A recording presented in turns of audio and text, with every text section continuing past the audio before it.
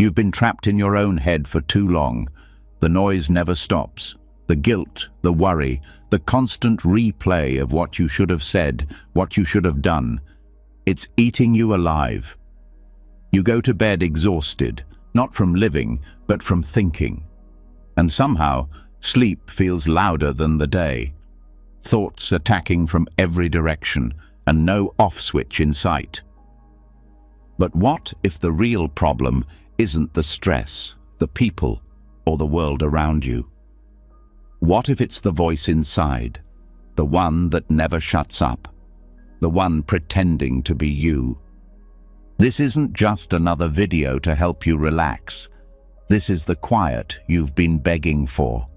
Not from outside, but from deep inside your chest.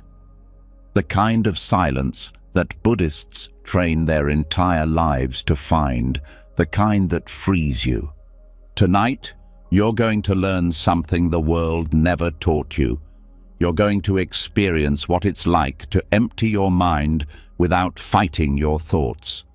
And by the time this is over, something inside you will feel different, lighter, quieter, real. Stay until the end, because this isn't about escaping. It's about finally returning to the part of you that's been waiting in silence all along. But before the mind can be emptied, it has to be seen. Not controlled, not judged, just seen. There's a moment, a breath, a flicker of silence that lives just before a thought is born. It's not loud. It doesn't demand your attention. In fact, most people never notice it. But tonight, that's where we're going. Not into the thought, but into what comes before it. Into the space that thought tries to cover up. Into the pure awareness that's been with you all along. There's a part of the mind that doesn't speak. It doesn't have opinions. It doesn't argue. And it never tries to prove anything. It just knows. Not in words, not in pictures, but in a raw, quiet presence that existed before you ever learned to think. That's what Buddhism calls the space before thought. And it's not something you create. It's something you notice. A return, not an invention. That space is alive.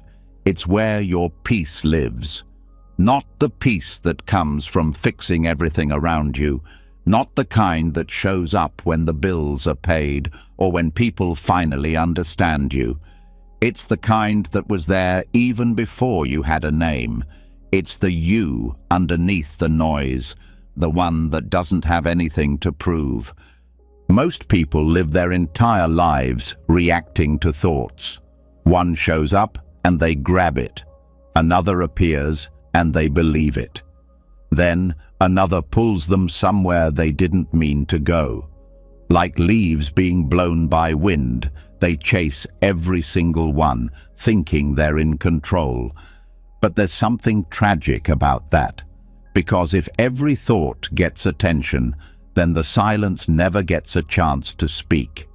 The truth is, the more you try to shut thoughts down, the louder they get. And this is where so many go wrong. Emptiness isn't about killing thoughts. It's about remembering the stillness that was always there before they showed up. Like how the ocean doesn't fight the waves, it just lets them rise and fall without forgetting its water underneath. That's how awareness works. It doesn't get pulled into every idea. It doesn't panic when a memory shows up. It sees everything, but grabs nothing. That kind of awareness isn't flashy. It doesn't shout for your attention. It's not like a thought yelling, "Look at me." It's more like the quiet behind the words, the pause between breaths, the presence that's always watching, always aware, even when the mind is too busy to notice. And once you touch that, even for a second, everything changes. You realize you're not your thinking. You're not the sadness, the anxiety, or even the joy. You're the thing that sees it all and stays untouched. And here's the part that's hard to believe until it happens. The moment you become aware before the thought loses its grip. It doesn't disappear, but it loses its power to pull you around like a puppet. You become the witness, not the actor lost in the role. And that witness, that clear, open space, is what Buddhism has been pointing to for thousands of years. No technique is more powerful than noticing. That's it.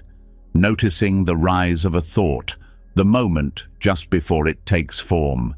That split-second gap that feels empty but is actually full of presence.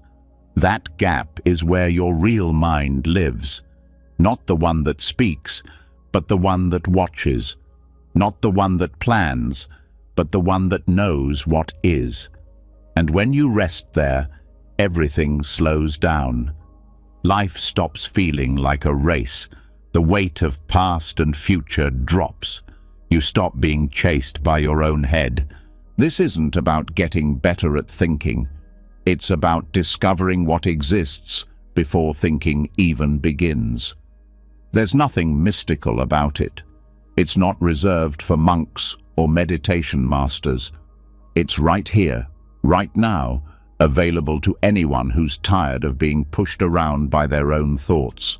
Anyone who's ready to stop trying to win an argument inside their own skull and just wants to rest. The reason it's hard to notice this space is because the mind has a habit of immediately reacting, labeling, judging. This is good. That's bad. I like this. I hate that. And every label creates a wall. Every reaction adds another layer between you and the quiet that's always underneath. The practice isn't to stop the labels. It's to see the moment before the label forms. That's the doorway. You might think silence is boring, but that's only because you haven't really tasted it. Not the silence of nothingness, but the silence that sees, that listens without needing a reply, that watches without rushing to make sense of anything. It's the deepest part of you, the one that was awake before your thoughts woke up. And when you rest in that space, even for a moment, you realize how much energy you've been wasting trying to manage the chaos in your head. The mind is a storyteller. It weaves narratives all day long. Who you are, what others think, what might happen, what should have happened. But the space before the story begins, that's truth. That's the untouched ground where no opinion has been formed yet. No fear has taken shape. No craving has sunk its claws in. Just pure, open presence. And in that presence, there is nothing missing, nothing broken, nothing to fix. Thoughts will come. That's not the problem. The problem is when they are mistaken for identity, when the thought "I failed" becomes "I am a failure." But if you sit in that space before the thought lands, you see it clearly. There is a thought arising. That's all. Not truth, not identity, just movement in awareness. Like a bird flying through the sky, it doesn't leave a trace. That's the magic of awareness before thought. It doesn't mean the end of thinking. It means the end of being controlled by thinking. It means the freedom to feel a thought without becoming it. To notice anger rising without becoming the angry person. To witness sadness without collapsing into it. You become the open sky. Thoughts are just passing weather. The mind will resist this. It will try to grab your attention. It will scream for resolution, for clarity, for a plan. But if you let those thoughts float by, like leaves on a stream, you'll find something astonishing. a presence that doesn't need anything, doesn't crave anything. It just is. That's the stillness you've been chasing in distractions, achievements, and relationships.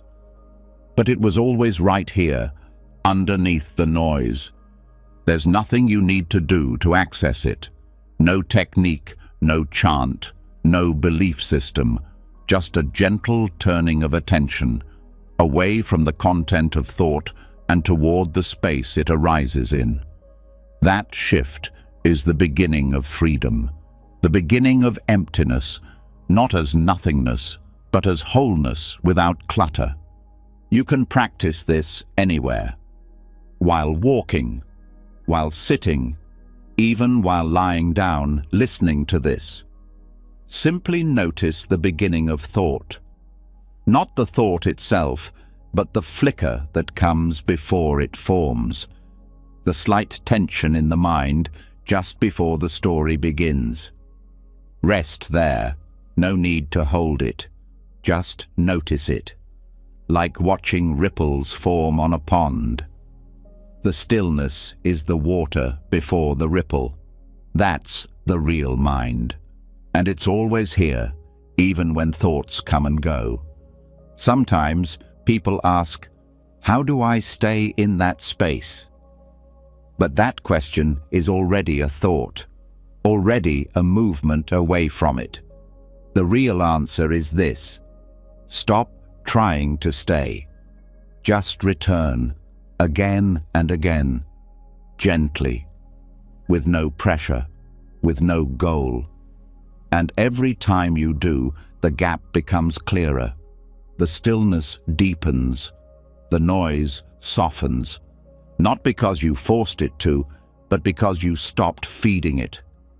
You don't have to be perfect at this. You don't even have to be consistent. You just have to be willing. Willing to stop chasing the next thought. Willing to be quiet enough to hear what the noise was drowning out. Willing to feel what it's like to exist without needing to think yourself into being. Awareness doesn't need help. It doesn't need fixing. It's already whole, already free. The mind just forgot. It got busy trying to survive, trying to predict, trying to control. But tonight, let it rest, let it drift. Let the thoughts pass like clouds. You don't need to hold them. You don't need to fear them. Just keep noticing what's underneath. This is the beginning of an entirely different way to live, not one built on ideas, but one built on presence. A life that doesn't need to be thought about to be real. A life that starts in the space before thought and stays grounded there. And now that the mind is quieter, the breath slower, and the noise starting to fade, we can go deeper. Because this was only the first step, the first layer peeled back. There are still illusions to uncover, stories to let go of, patterns to dissolve. And in the next lesson, we'll go even further into the illusion that thought and thinker are one, and how breaking that illusion can give you a kind of peace that nothing else ever could. And now that we've started to feel what lives before thought, before noise, before identity, it's time to confront one of the greatest tricks the mind has ever played. A trick so subtle, so constant, that most people never see it. They carry it like a shadow, speak from it, suffer through it, and build their entire lives on it. It's the belief that the thoughts inside your head are you, that the thinker is real, personal, and in control. But what if that voice in your head is just noise pretending to be a person? There's a moment that breaks people open, not in a loud, dramatic way, but in a soft collapse, like a wave giving up its fight. It's when they realize, I am not my thoughts. Not, I shouldn't identify with my thoughts. Not, I try to detach.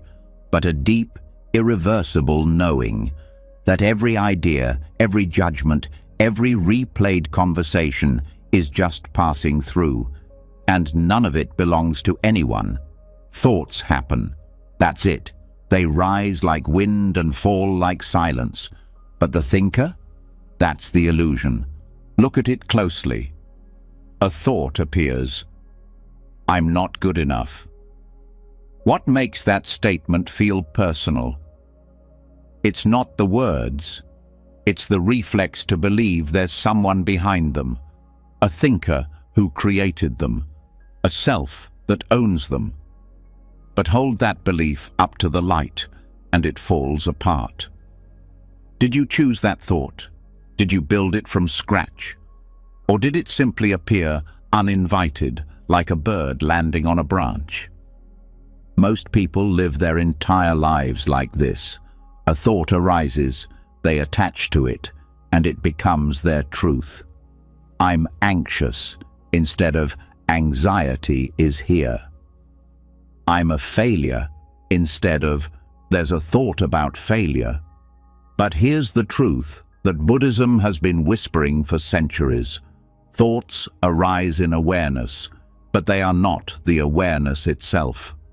Just like a cloud floats through the sky, thought passes through the mind. The sky doesn't become the cloud.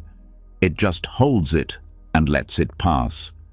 It's only when the thought is believed, when it's picked up and held like a precious possession, that suffering begins. That belief gives it power. But power isn't truth. Believing something doesn't make it real.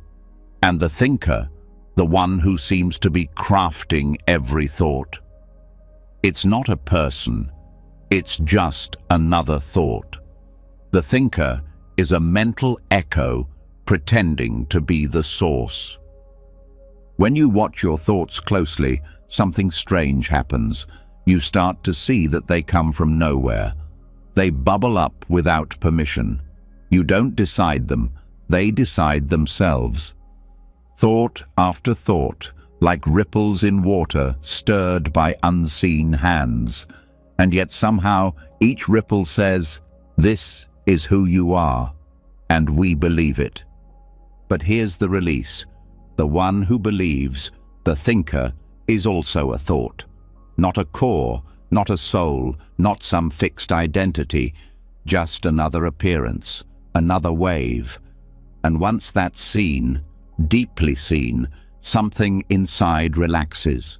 You stop trying to control your thinking. You stop needing every thought to make sense, because now you know the difference between thought and self. This isn't about pushing thoughts away. It's not about clearing your mind like scrubbing a dirty window. It's about sitting back and seeing that there's no one inside the thoughts. No little controller pulling levers. Just activity, just motion. You can be aware of a thought, just like you can be aware of a sound or a sensation, but you are not the sound, you are not the sensation, and you are not the thought. The belief in a thinker makes everything personal. A thought about failure doesn't hurt until it becomes my failure. A memory of pain doesn't burn until it becomes my pain. But what if there's no my in it? What if the pain is just pain, the thought just a thought, and the story just passing scenery? The ego is the story that glues all these thoughts together and calls it a person. But without belief, the glue dries up. The self unravels. Not in a scary way, but in a freeing one. The burden of being someone starts to melt. There's no role to perform, no image to protect, no narrative to defend, just presence. And that presence, the one that watches, never speaks in words. It doesn't have a voice. It has no opinion. It just sees, clearly, calmly, constantly. That's who you are underneath the noise, not the thinker, not the story, but the witnessing stillness beneath it all. When a thought appears and says, "I'm overwhelmed," awareness doesn't argue. It doesn't deny. It just sees. The thought comes, the thought goes. No need to grab it, no need to fight it. Just watching, just silence. That's what empties the mind. Not suppression, not control, but understanding. Meditation in Buddhism is not about achieving a blank mind. It's about watching the mind so closely, so honestly, that the illusion of a central thinker starts to dissolve. You don't become free. You realize you were free all along. Only the belief in the thinker kept you prisoner. People spend decades searching for peace while carrying the one thing that blocks it, the belief that they are the voice in their head. But that voice isn't even consistent. One moment it says you're great, the next it says you're worthless. One moment it wants success, the next it wants to give up. And yet we believe every word as if it came from some all-knowing source. But tonight, you get to step back. You get to watch without attaching. To hear the voice but not obey it. To feel the thought but not turn it into a life sentence. That's not denial. That's liberation. Liberation from the endless identity performance. Liberation from needing to fix every mental movement. Liberation from the inner critic, the planner, the worrier, the judge. All just thoughts, none of them you. Thought is a tool. Like fire, it can warm or burn. But when you confuse the flame for the firekeeper, you start chasing smoke. You start arguing with your own mind, hoping it will finally say something kind. But it doesn't need to. You can hear it and let it pass. You can see it and stay rooted. That's the power of knowing. The thinker is not real. And this isn't some distant enlightenment goal. You don't have to sit in a cave or chant for hours. Just try this. The next time a thought shows up, pause. Feel the space between its appearance and your reaction. That space is you. The awareness that sees the thought but isn't consumed by it. Rest there. As you fall deeper into that awareness, something beautiful happens. The inner dialogue begins to fade, not because you silenced it, but because you stopped believing in its author. And when the author disappears, the story loses meaning. The mind begins to rest, like a lake finally calming after a storm. Clear, still, deep. The most peaceful moments don't come from answers. They come when the questioner disappears, when the internal chatter slows, when there's no one left trying to explain, justify, or prove. Just breath, just presence, just now. Thoughts will still come. That's not a failure. It's nature. But now, they don't define you. They don't possess you. They're like wind brushing your skin. Felt, but not feared, not followed, not made personal. The more you rest in this knowing, the quieter the mind becomes. Because what the mind really wants isn't attention, it's understanding. And now that you understand it's just movement, just energy passing through, it stops needing to scream. This is what empties the mind. Not force, not control, but the clear seeing that thought is not the thinker, that the stream is not the swimmer, that awareness was never a thought to begin with. It just is, silent, unshaken, free. And now that the illusion of the thinker has started to fall apart, something strange begins to reveal itself. Even when thought loses its grip, another layer of noise remains. It's quieter, more subtle, but just as powerful. It's not screaming in full sentences. It's not forming strong opinions. It's doing something far more dangerous. It's labeling everything. The mind doesn't just think, it names. It sees a tree and immediately says, "tree." It feels an emotion and instantly calls it anger or fear. It meets a stranger and throws a label like kind, weird, or not my type before the moment has even fully formed. This automatic naming happens so fast that most people live their entire lives never experiencing anything directly. Just the labels, just the mental shortcuts. And those shortcuts keep the world small, the self rigid, and the mind full. This is where a massive part of mental clutter hides. Not in dramatic thoughts, but in the constant background noise of interpretation. The brain turns every raw moment into a file. And in that filing process, the aliveness of the experience gets smothered. The more names something gets, the less we see what it actually is. Buddhism has always warned about this trap, because the moment you name something, you stop being curious about it. This is sadness. Done. That's a bird. Done. He's annoying. Done. But what if the sadness isn't just sadness? What if that bird isn't just a bird? What if annoying is actually covering up 100 other things you're feeling? The truth is, naming locks the moment into a concept. And concepts are recycled versions of reality, not reality itself.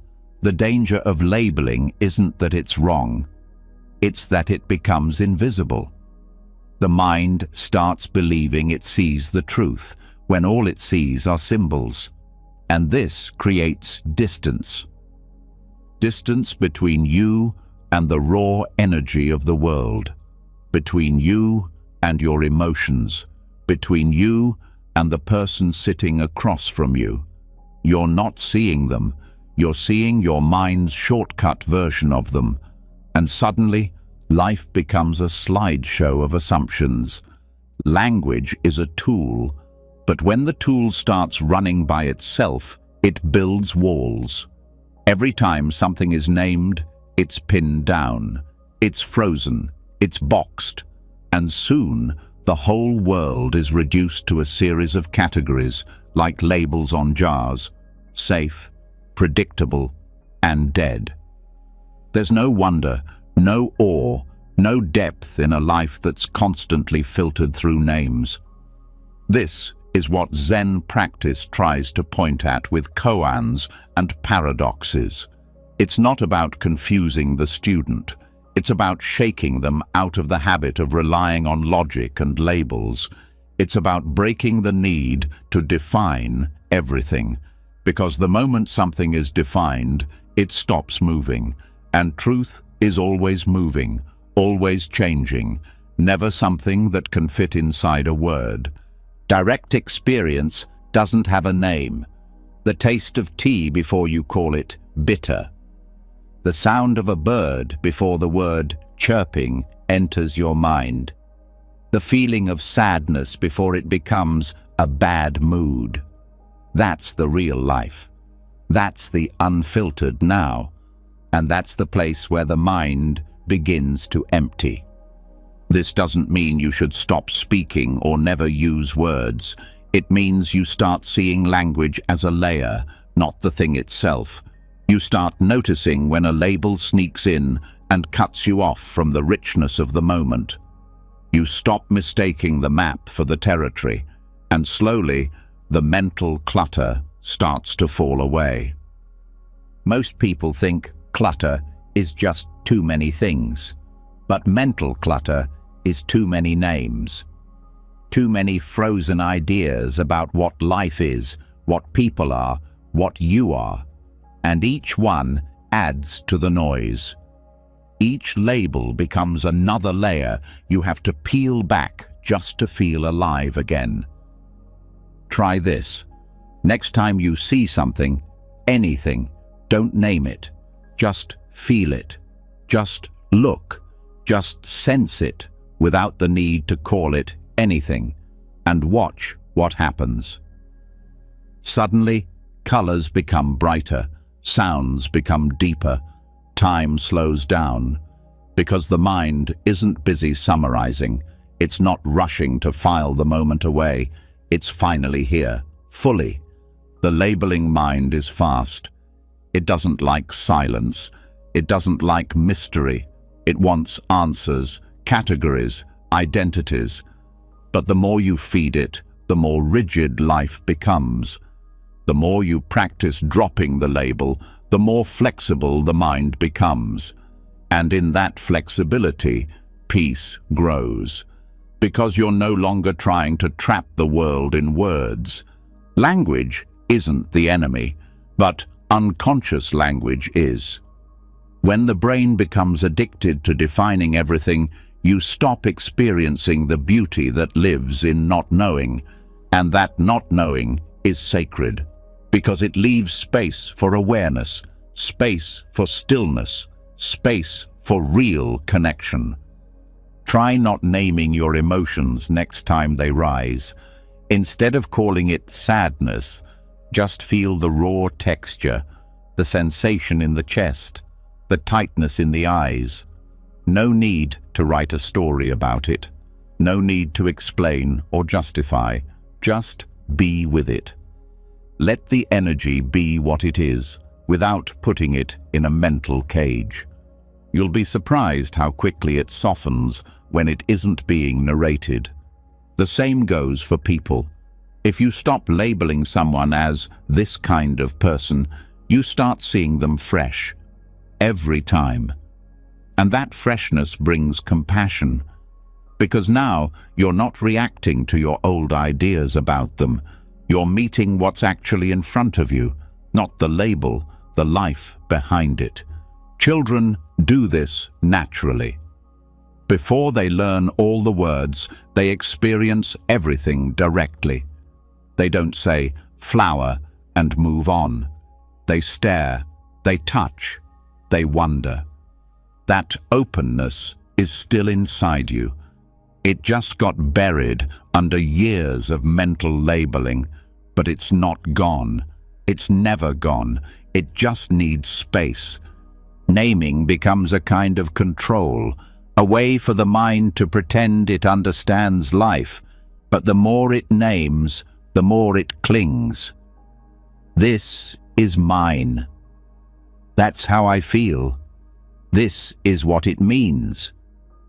But what if you stop trying to control the moment?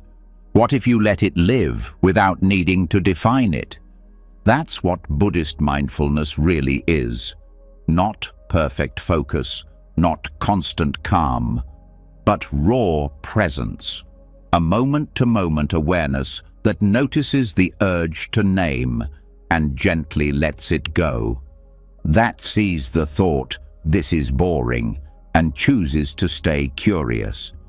That hears the mind say, "I know what this is," and replies, "Maybe I don't." Because the truth is, we don't really know anything, not deeply, not totally. And that's not a weakness, it's a doorway. The moment you admit, "I don't know," your mind stops racing. It stops preparing, it stops filtering, and in that stop, the noise fades. Without naming, your body starts to speak louder. You feel things more fully. The breath deepens, the muscles relax. You become more present because the mind isn't trying to label or fix the experience. It's finally quiet enough to listen.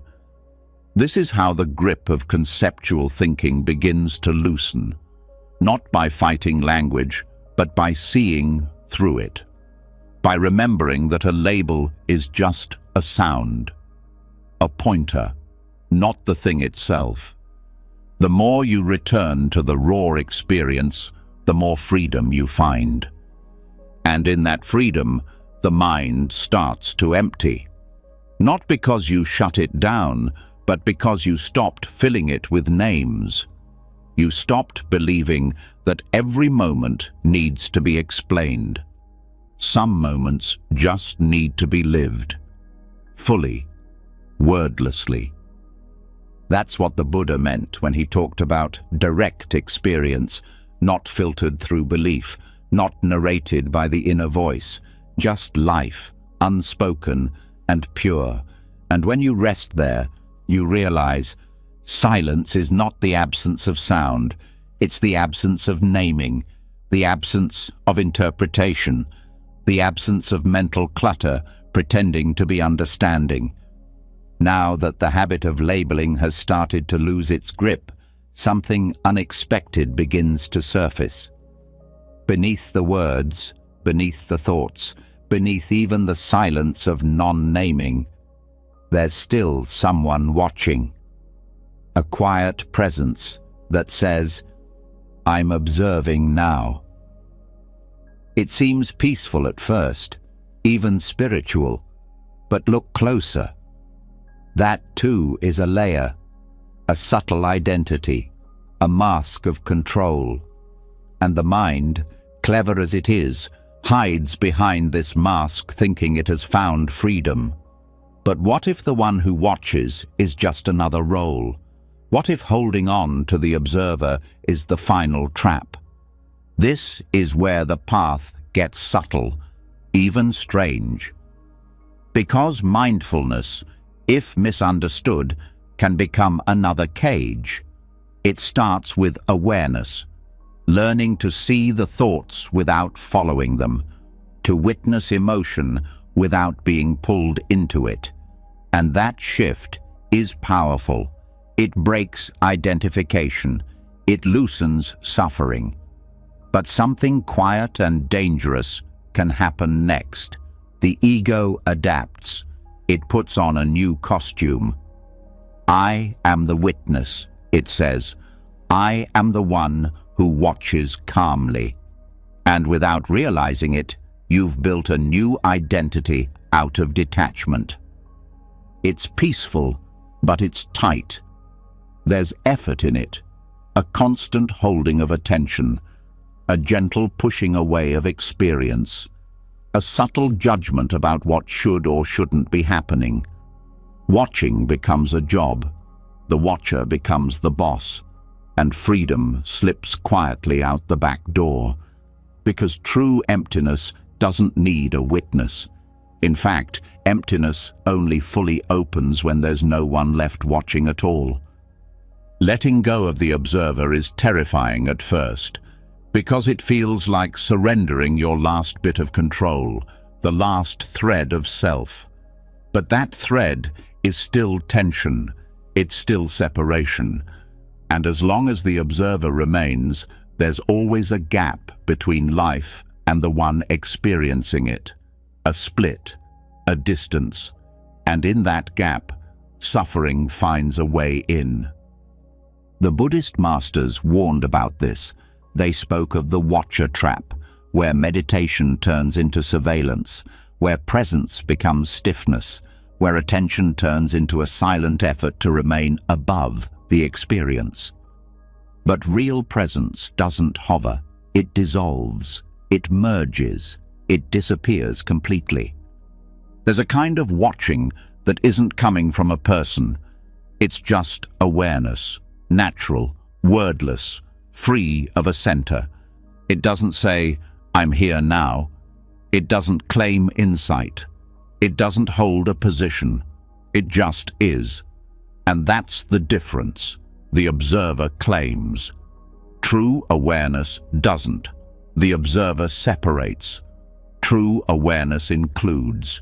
The observer watches, like a parent watches a child. Awareness simply experiences, without commentary, without ownership. To let go of the observer is not to lose awareness. It's to lose the idea of being the one who's aware. It's to drop even the subtle I that says, "Look how present I am." It's not a movement you make. It's a soft falling back, a dissolving, a giving up of control so complete that even the one who lets go disappears. This is the final letting go, because every layer before this had something to release: a thought, a label, an identity. But this one asks for everything, even your idea of yourself as the spiritual one, the mindful one, the seeker, the awakened. All of it has to go. And what's left isn't emptiness as absence. It's emptiness as fullness, life without edges, awareness without an owner. That shift cannot be forced. It happens when the watching becomes too heavy, when mindfulness turns into tension, when the one trying to be present finally gets tired. So tired, it lets go. Not because it wants to, because it has no energy left to hold on. And in that collapse, in that surrender, silence returns. Not the silence of effort, but the silence of no one being there. Even now, part of the mind may be trying to understand this, to grasp it, to prepare to experience it. That's normal. That's just the observer tightening its grip, trying to stay in charge. But this isn't something to understand. It's something that happens when there's nothing left to do, when all trying is gone. And the watcher, who spent so long pretending to be peace, fades into the background and never returns. This doesn't mean you disappear. It means the illusion of separation disappears. Life continues. You walk, talk, breathe. But there's no sense of being the one who's doing it.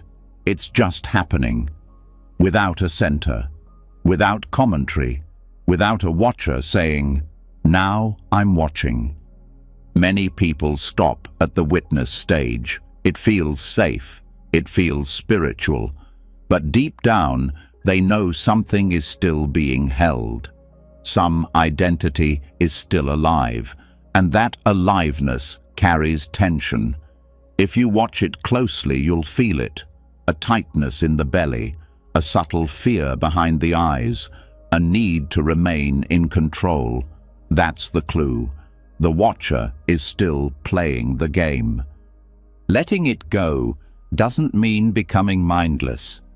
It means letting experience live without being observed. Letting the moment unfold without inserting yourself into it. Without narrating, without tracking, without trying to stay present. Just being. Not being aware of being, just being. This kind of presence can't be described, because description already breaks it.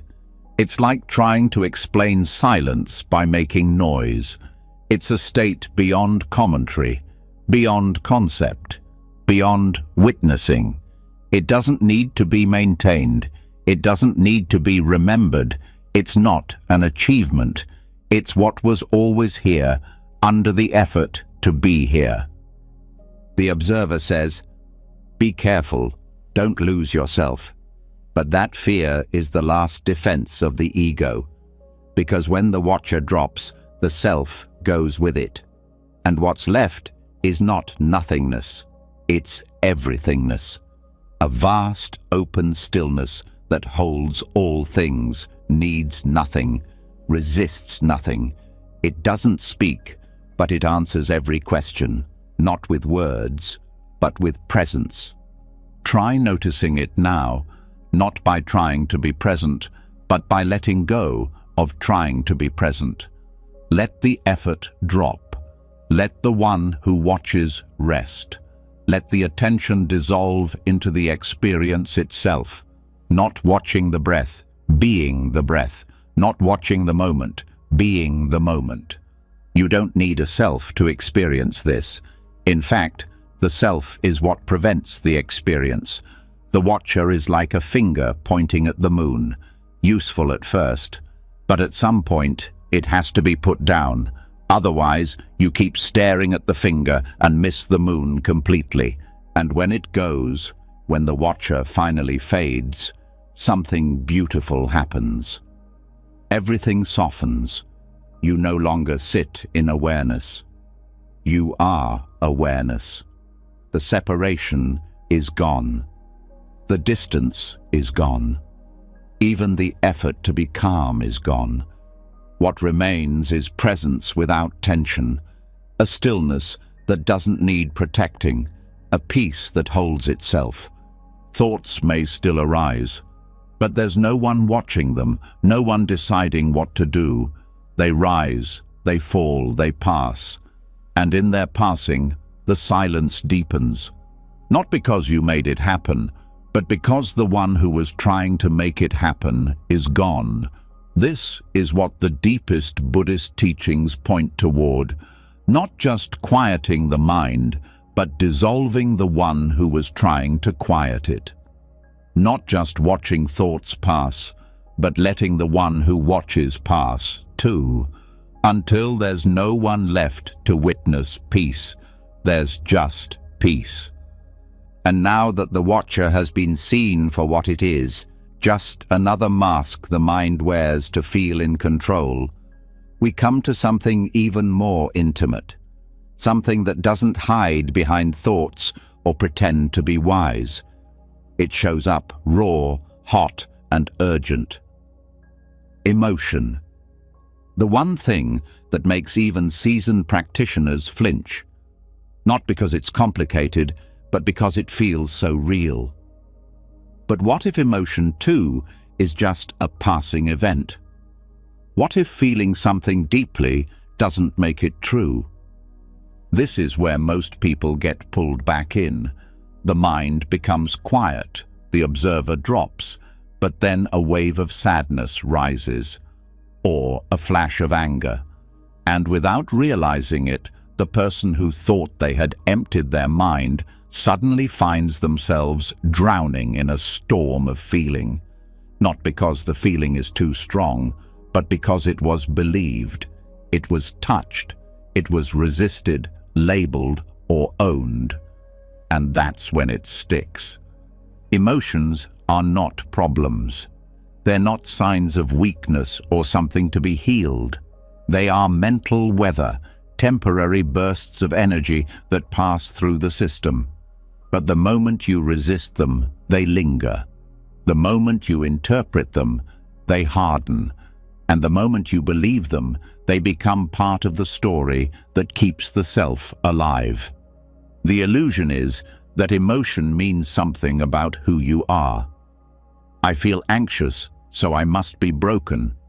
I feel jealous, so I must be unspiritual. But none of that is true. Emotion isn't personal. It's not a verdict. It's just movement, just energy, like wind through a field. It doesn't belong to anyone. It doesn't have a message. It only asks to be felt and left alone. Buddhist teachings have always emphasized non-resistance as the key to freedom. But when it comes to emotion, non-resistance is often misunderstood. People think it means suppressing feelings, ignoring them, or pretending to be calm. But real non-resistance is deeper than that. It means allowing the emotion to be exactly what it is, without trying to fix, name, analyze, or even understand it. That kind of allowing is rare. Most people want emotions to behave, to come on time, leave quickly, and never make a mess. But emotion doesn't work like that. It arrives unannounced.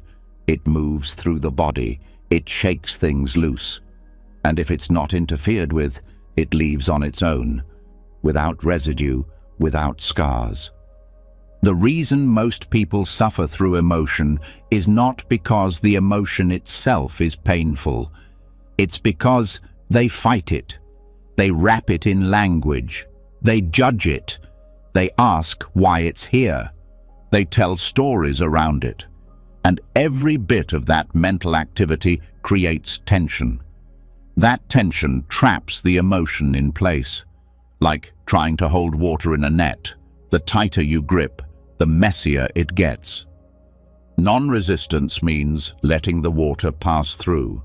It means noticing the sensation of sadness without naming it, feeling the heat of anger without feeding it, observing the pressure of fear without needing to explain it. Not because you're detached, but because you're deeply present, so present that you don't need to interfere. The key is to feel without adding, to sense without spinning. Emotions, when untouched, resolve themselves. They rise, they peak, they fall. That's their nature. And if allowed to move freely, they don't leave behind confusion or pain. They leave behind space. Spaciousness is what remains when emotion completes its natural cycle. But this is hard to trust at first, because the mind is used to doing, to managing, to interpreting every feeling as a problem to solve. Why do I feel this way? What does this mean? How can I stop it? But none of those questions are useful. They're just ways the mind tries to reassert control. And control, no matter how spiritual it pretends to be, is still resistance. The moment you stop interfering, something incredible begins. The emotion plays itself out like music, sometimes loud, sometimes soft, sometimes chaotic, but it ends. Not because you stopped it, but because you let it live fully, without grasping or pushing. That's the natural intelligence of the body. It knows how to process emotion when the mind doesn't get in the way. This is why Buddhist monks don't fight emotion. They don't indulge it either. They let it rise and fall like any other experience. Not because they're numb, but because they know that emotion isn't the enemy. It's only a problem when it's believed, when it's turned into identity, when it becomes my anger, my trauma, my story. But none of those are real. They are just thoughts added to a passing wave of feeling. Letting go of emotion doesn't mean becoming cold. It means becoming transparent. So empty of resistance that the emotion passes through without finding anything to stick to. That kind of openness doesn't feel like detachment. It feels like peace, like softness, like warmth without weight. Try this the next time emotion rises.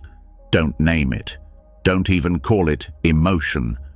Just feel what's happening in the body, the tightness in the throat, the heaviness in the chest, the electricity in the limbs. Just feel, without comment, without story, without asking for it to change. And wait. Wait until it moves. Wait until it passes. Because it will pass. That's what all emotion does when it's left alone. The problem is never the emotion, it's the mind's reaction to it.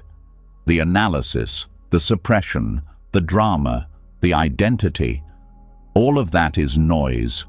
And once that noise drops, you realize the emotion itself was never dangerous. It was just intense, just brief, just another ripple on the surface of a vast, still lake. That stillness is who you are. The emotions are just weather. And when you stop trying to control the weather, you get to enjoy the peace of the sky behind it. That's what Buddhist practice points toward.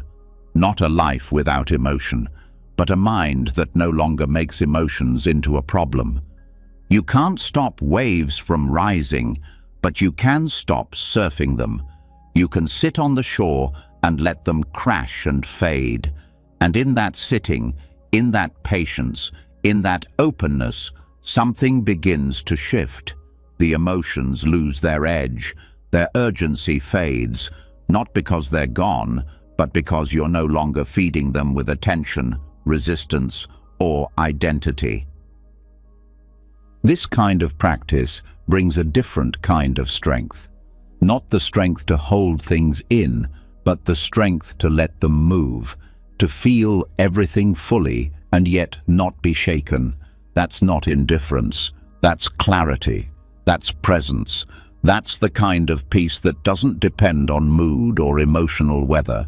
It's steady, grounded, alive, and in that peace, the mind finally finds rest, because it's not being used to resist anymore, not being used to control, just being. And when the mind is just being, emotions become what they always were, passing energy, not problems, not truths, not who you are. Now that emotions have been felt without resistance and released without residue, a quiet clarity has begun to grow. But with that clarity comes something unexpected: insight.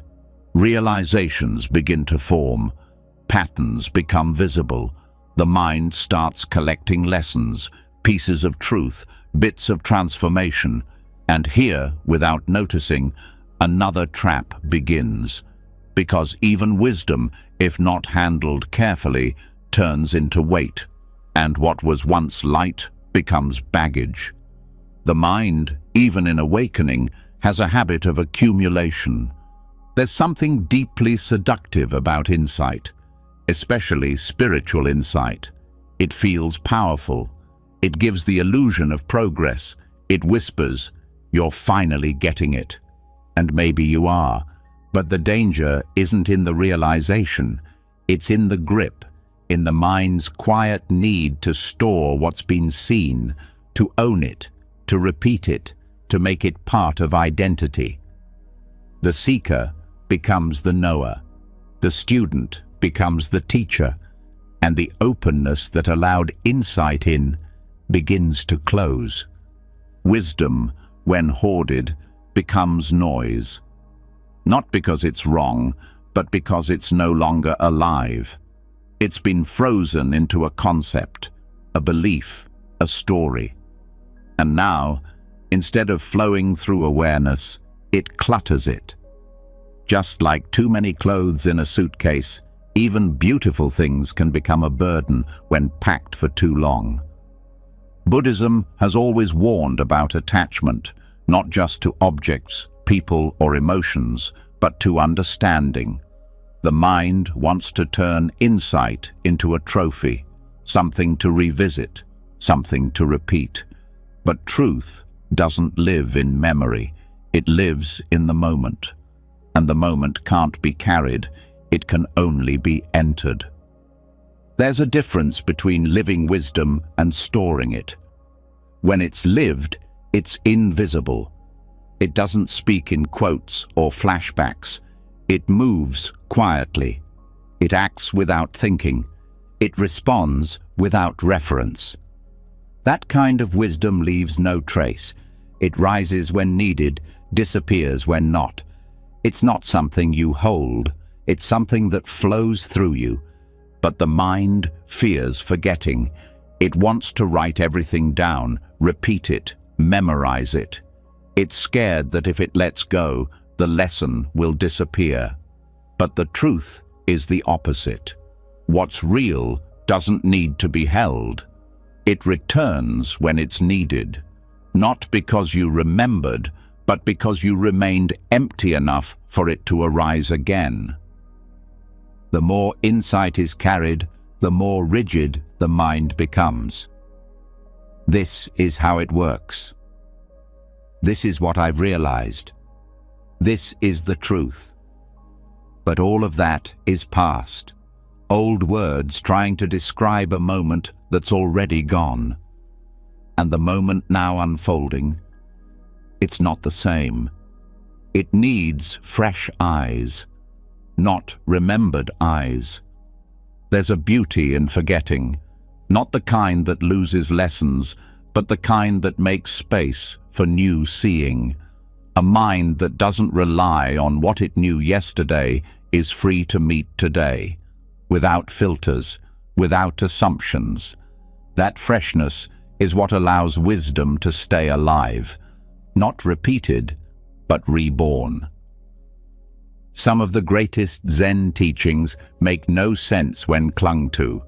They aren't instructions, they're interruptions, designed to break the pattern of grasping, to shock the mind out of its storage habit, to show that truth isn't a place you arrive, it's a door that opens when nothing is carried through it.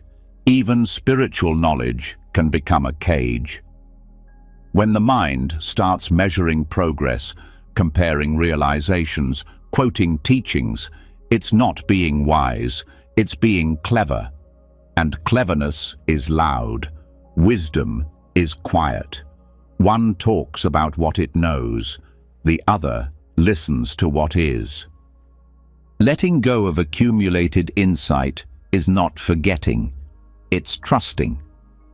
Trusting that presence is smarter than memory, that clarity doesn't need a reference point, that freedom isn't built on what you've learned, but on what you're willing to release.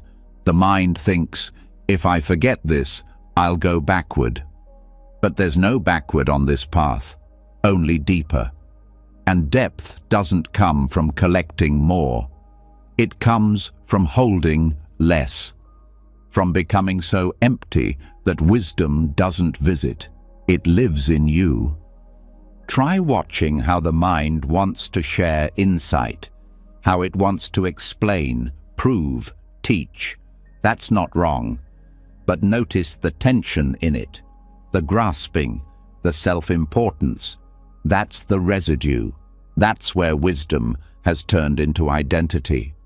And identity, even spiritual identity, is noise. True knowing doesn't need to speak. It doesn't need to convince. It expresses through being, through presence, through the silence behind every action. That's the wisdom that empties rather than fills, that leaves space rather than stories. This doesn't mean you stop reading, learning, or reflecting. It means you stop clinging. You let insights pass like clouds, appreciated but not possessed. If they return, fine. If they don't, better.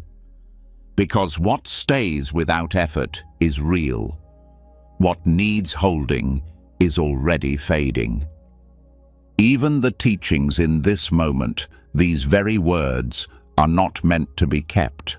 They're here to point, not to be framed, to open something, not to be remembered. The moment they become another thing you know, they've already lost their light.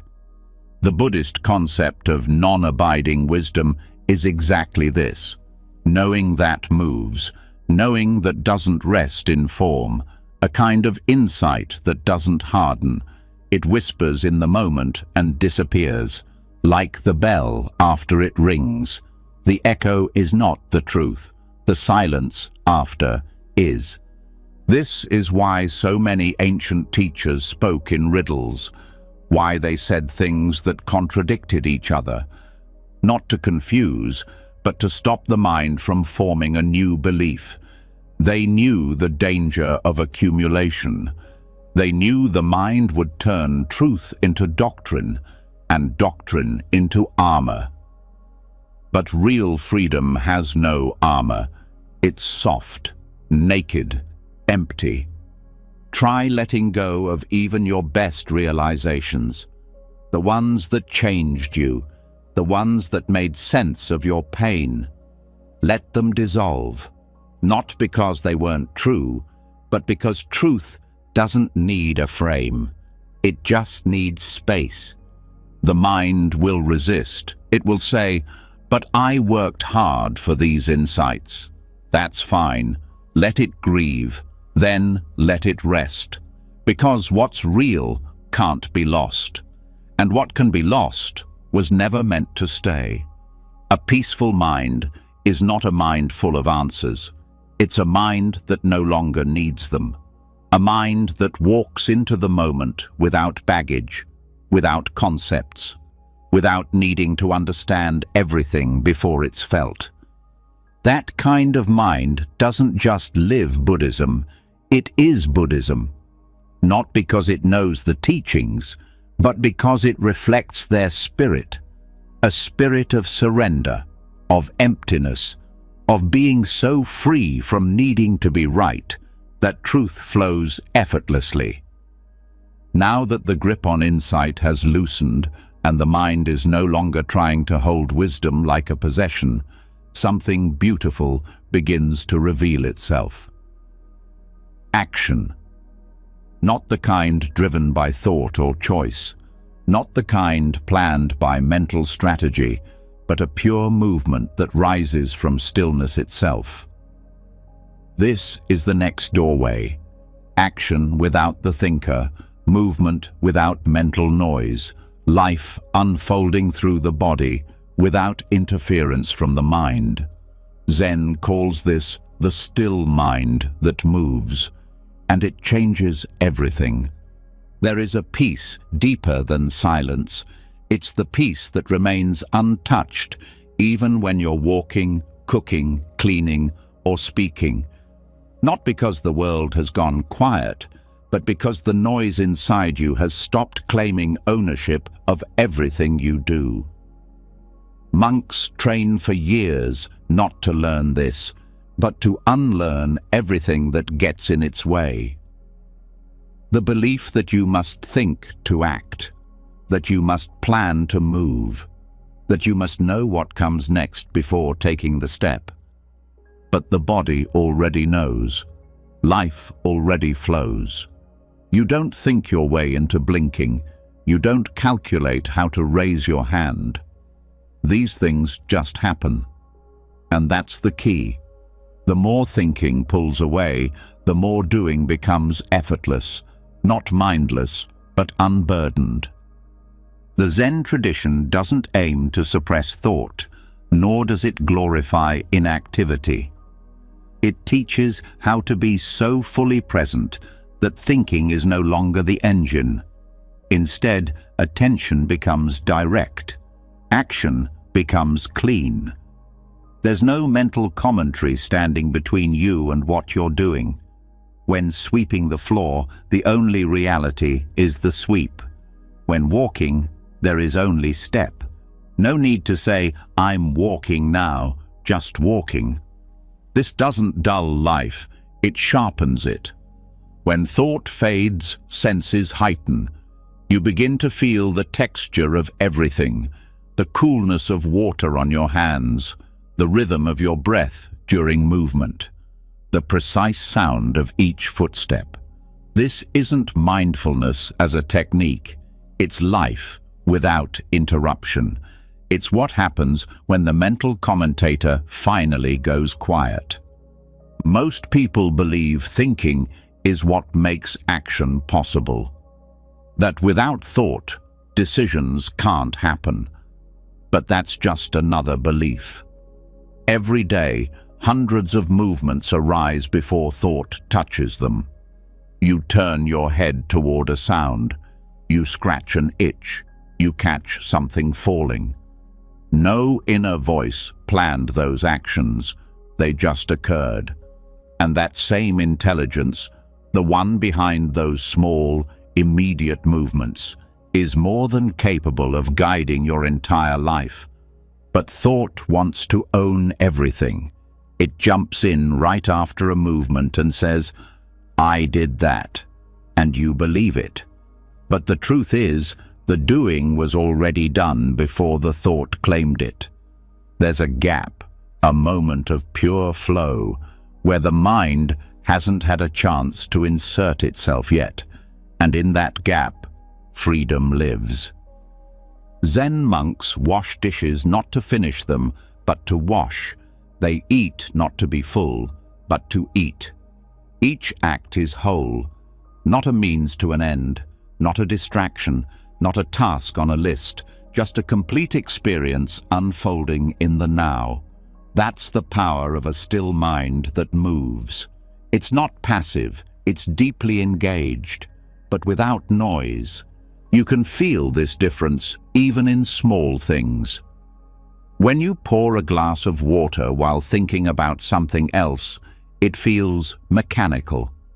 But when the mind is quiet, the movement becomes sacred. Not because of the water, but because of your absence. The absence of the me that constantly narrates everything. And that absence opens space. In that space, clarity moves. This doesn't mean never thinking. It means no unnecessary thinking. It means allowing thought to rest when it's not needed. So the mind becomes like a lake on a windless day, reflective, still, ready. Then, when action is needed, it rises cleanly, like a pebble dropped in water. One ripple, one response, no excess. The beauty of this is how practical it becomes. Even in chaotic moments, the still mind doesn't panic. It sees clearly. It moves precisely, because it's not lost in stories. It's not stuck in hesitation. It's not pretending to be in control. It just acts. Like a skilled musician playing a note, not because she's analyzing, but because her hands know the way. This is not magic. It's what happens when the mind is no longer afraid of not knowing, when it no longer needs to explain each movement to itself, when it trusts that presence is enough, that listening is smarter than planning, that stillness is more powerful than thinking. Try this in daily life. Next time you walk, walk without the voice in your head describing it. Let the feet move. Let the breath flow. No script, no inner commentary. Just step. Then notice. Are you still okay? Did the world fall apart because you stopped narrating it? Or did it become more alive? This is where Zen goes deeper than just meditation. It brings stillness into motion, not by slowing down, but by removing the one who's always rushing inside your head. That silent rush, the constant push to finish, to be elsewhere, to do it better, is the true noise. And when that's gone, even the most ordinary movement becomes complete.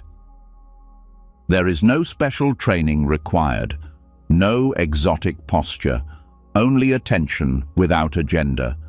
You don't move to impress, you don't act to accomplish, you just act.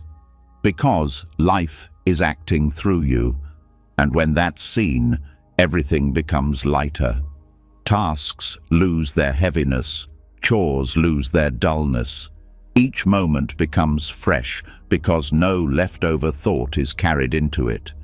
In this way, the still mind becomes the most effective mind, not because it's always calm, but because it's always clear, not weighed down by yesterday, not guessing about tomorrow, just responding, naturally, effortlessly. This is why Zen emphasizes things like tea ceremonies, martial arts, and calligraphy. Not for the skill, but for the presence. The art is not in the product, it's in the doing. The act itself becomes meditation, and that meditation doesn't require silence around you, only within. When you act from silence, there is no second guessing, no doubt, no overthinking. Because you're not deciding what to do, you're allowing it to happen. That kind of trust takes time, but it starts with simple things. Washing your hands, folding clothes, preparing food. All can become sacred when the doer is absent and the action is whole. And when mistakes happen, which they will, there's no judgment. Because no ego was trying to prove anything. The movement was pure. The mind stayed open. Even errors become part of the flow. Not setbacks, just new ripples in the moment. The real gift of the still mind that moves is that it never burns out. Because it's not working from strain. It's not forcing outcomes. It's not controlling life. It's dancing with it. And in that dance, you don't need to know the steps. You just need to listen and move when it's time. Now that movement has begun to arise from silence rather than thought, and action no longer demands the mind's commentary, something deeper begins to reveal itself. Something more persistent than thoughts, more subtle than emotion, and more convincing than any insight. It's the voice underneath all voices, the one that says, I, the self, not the body, not awareness, not presence. The self as a story, a mental figure at the center of every thought, every plan, every fear, every hope. And as long as this figure is believed in, the mind stays crowded. Even in quiet, it lingers. Even in peace, it whispers. What about me? This is the root of noise, the most disguised form of clutter, the idea of I behind every thought. I should improve. I feel bad. I'm getting it. I'm failing again. All different thoughts, but always the same author, always the same invisible assumption that someone is there, thinking them, owning them, directing the show. But that's the illusion, not just the content of the thought, but the thinker itself. The ego is not a monster. It's not an enemy. It's a habit of building everything around a center. That center becomes the reference point for all of life. Experiences are divided into good for me, bad for me, better than me, worse than me. Even silence gets filtered through this self. I feel calm. I feel still. But what if the calm wasn't yours? What if the stillness didn't need an owner? The self is just the mind folding in on itself. It creates a character called me, and then writes a full-time script for that character. The script changes. Sometimes it's confident, sometimes insecure, sometimes spiritual, sometimes broken.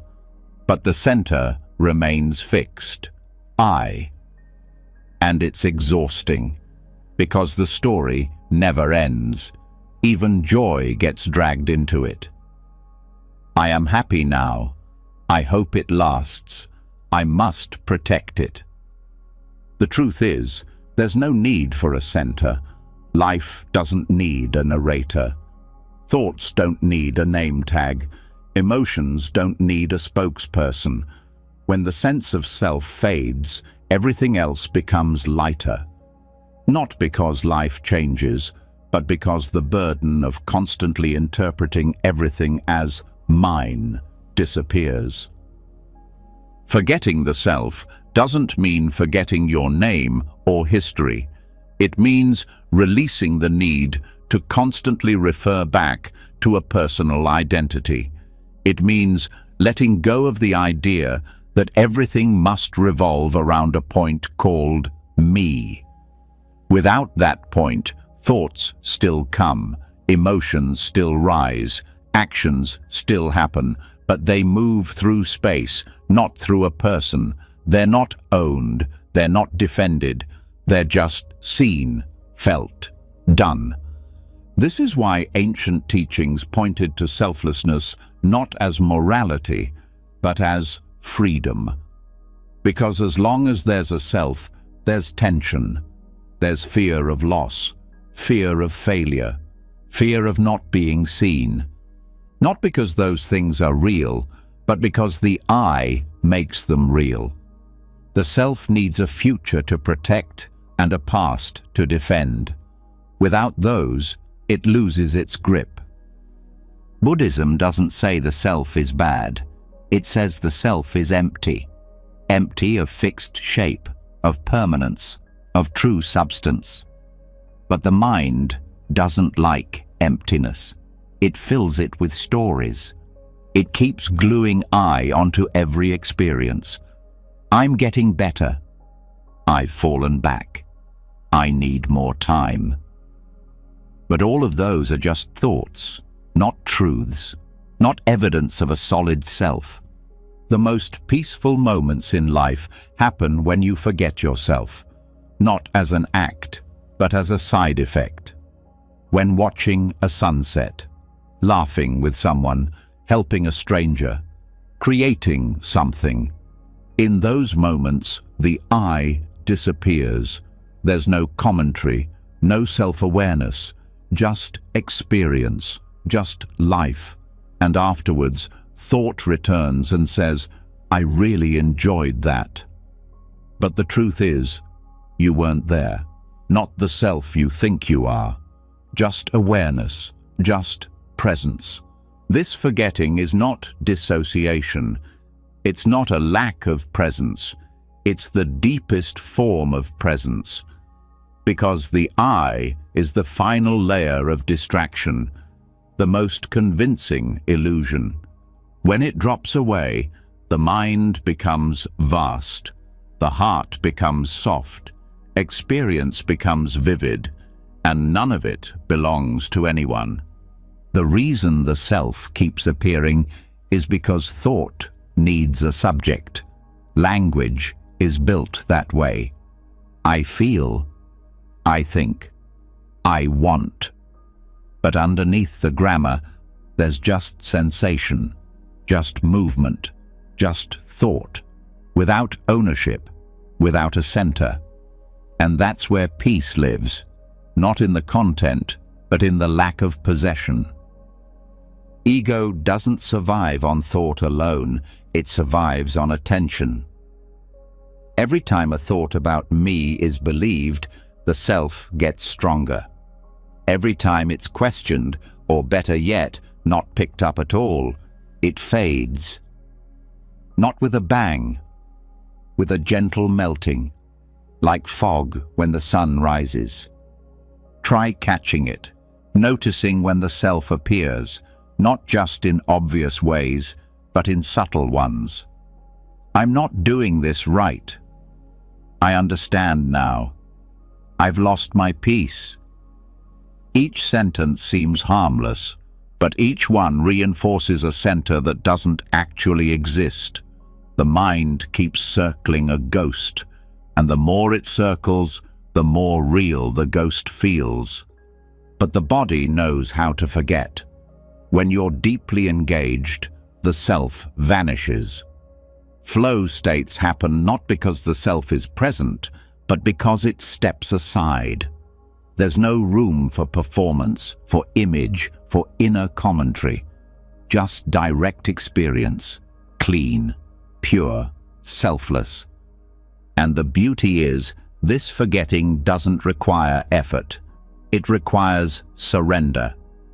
Letting go of the need to be someone. Letting life move through you without claiming it. Letting thoughts pass without asking what they mean about you. Letting silence speak without translating it into achievement.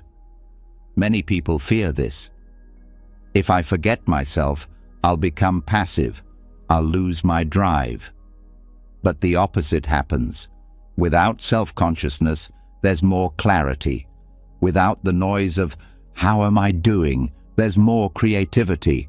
Without protecting an identity, there's more love. The self limits everything it touches, not out of malice, but out of fear. The deepest teachings say, don't kill the ego, just stop feeding it. Let it be. Let it come and go like a shadow. Don't follow it. Don't argue with it. Don't identify with it. Just notice how often it inserts I into the center. And then look closer. What is that I, really? Can you find it? Can you hold it? Or is it just a shape made of thought? When the search ends, when the center is seen through, the whole structure begins to collapse. Not in a dramatic way, in a quiet release, like unclenching a fist you didn't know you were holding. And what's left isn't emptiness in the scary sense. It's emptiness as spaciousness, as peace without a protector, life without a mask. There's no need to say, I am awareness. That's still too much. Just awareness is enough. Not personalized, not possessed, just present, just open. The I adds nothing. It only blocks the light that's already shining. Forgetting the self isn't something to practice. It's something that happens when you stop practicing being someone. It's not a technique. It's a falling away, a soft return to what you were before you learned to narrate your existence. And that return feels like coming home. Now that the self has begun to fade and the center of I is no longer the loudest voice in the mind, something rare becomes possible. A state where action, attention, and silence become one. This is where form becomes a gateway, not a distraction, not as a technique or a performance, but as a surrender to pure presence. When the hands move without ownership, when beauty flows without the artist. This is the world of no mind. And in Zen, it's expressed not just in stillness, but in brush strokes, in tea, in motion. Here, even art becomes a path to emptiness. There's something unique about the way Zen treats form. It doesn't ask for perfection, it asks for absence. When a monk picks up the brush to begin calligraphy, the goal is not a flawless character. It's a mind so still that the ink flows without resistance. The paper doesn't receive decoration, it receives presence. If the mind interferes, the stroke reveals hesitation. If the ego shows up, the line loses its power. But when no one is there, when thinking vanishes, the mark becomes alive. No mind isn't about removing intelligence, it's about removing interference. The kind of interference that questions, judges, hesitates, or tries to control. When those layers are gone, the body moves on its own. The hand becomes part of the breath. The action doesn't come from planning, it arises directly from awareness. The brush doesn't express the artist, it expresses the moment. This kind of expression can't be taught through instruction, it has to be felt. It requires deep stillness, not as a precondition, but as the ground. A silence so full it moves, a presence so light it becomes touch, and in that merging, form becomes freedom. It's easy to miss the depth of these practices. Tea ceremony might look like hospitality, martial arts might look like combat, calligraphy might look like decoration. But in Zen, these are not hobbies. They are vehicles. Each one is a doorway that leads the practitioner out of the mind and into reality, directly, immediately, completely. The tea ceremony is a ritual of nothingness. Every motion, pouring water, lifting the bowl, presenting the cup, is done with full awareness, not to impress, not to please, just to be. The point is not the tea. The point is that in that moment, no thought leads the hand, no opinion shapes the gesture. There is no one making tea, just tea being made. And the strange thing is, when no one is making tea, the tea tastes better. Not because it's different, but because it carries no interference. The guest drinks stillness. They receive the presence that went into every motion, and that presence transmits peace, not through words, through form. The same happens in martial arts. The training is not to become strong, but to become empty, to let go of resistance so completely that the body moves before the mind has time to think, not as instinct, but as unfiltered response. The master doesn't fight with calculation. They move because movement happens. The opponent doesn't face a person. They face the absence of hesitation, and that absence is unstoppable. This is what Zen points to again and again.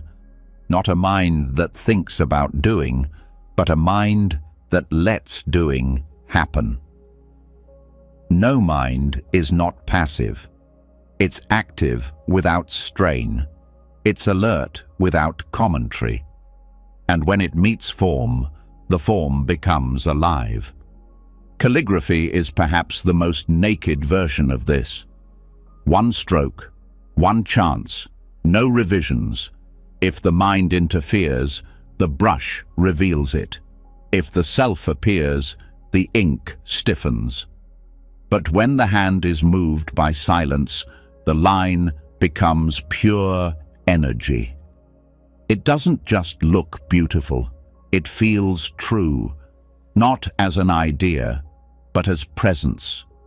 This kind of art doesn't come from talent.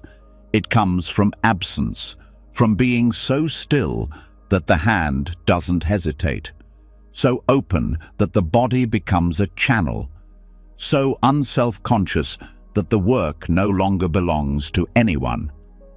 And that's what makes it powerful, not its perfection, but its emptiness. The modern world treats creativity as identity, as something that expresses the self. But in Zen, real art begins when the self disappears. When the work doesn't reflect who you are, it reflects what is. Not emotion, not intention, just the movement of stillness, the shape of silence. This approach changes everything. It turns every act into art. Not because of the result, but because of the presence inside it. Washing a bowl becomes a painting. Setting down a cup becomes a sculpture. There's no need for galleries, no need for audiences. The moment itself is complete, because it was lived fully, without interruption, without someone trying to be special. No mind doesn't mean not caring. It means not controlling. It means letting go of the idea that you are doing anything at all. And in that surrender, the most beautiful movements appear, not because they were designed, but because they were allowed. This is why Zen masters often speak in paradoxes. They say things like, the brush paints itself, or the hand moves, but no one moves it. To the mind, this sounds strange, but to the body, it makes sense, because the body knows how to move when thought doesn't block it. It knows how to act when there's no story being told. Try this. Pick up a pen. Don't plan. Don't think. Don't try to draw something nice. Just move. Let the hand guide itself. Notice how quickly thought wants to correct, to adjust, to criticize. Let it pass. Keep moving. Stay in sensation, not analysis. Stay in rhythm, not reason. Let the form arise from the silence, and when it ends, let it go. That's the practice. Not to improve the product, but to remove the self. To act without watching yourself act. To create without claiming the creation. And in that space, peace is not something you try to feel. It's something that expresses itself through every motion. Zen doesn't say, stop doing. It says, stop doing from the mind. Let the hands be moved by stillness. Let the feet walk from silence. Let art arise because no one is there to interfere. And when that happens, you'll see that the most beautiful actions are not the ones performed perfectly, but the ones done without a person performing them. Even mistakes become part of the dance. A drip of ink, a crack in the cup, a misstep in the form. None of it ruins the moment, because nothing was being held, nothing was being proven. The mind that doesn't cling can never be disappointed, because it never expected. It just responded.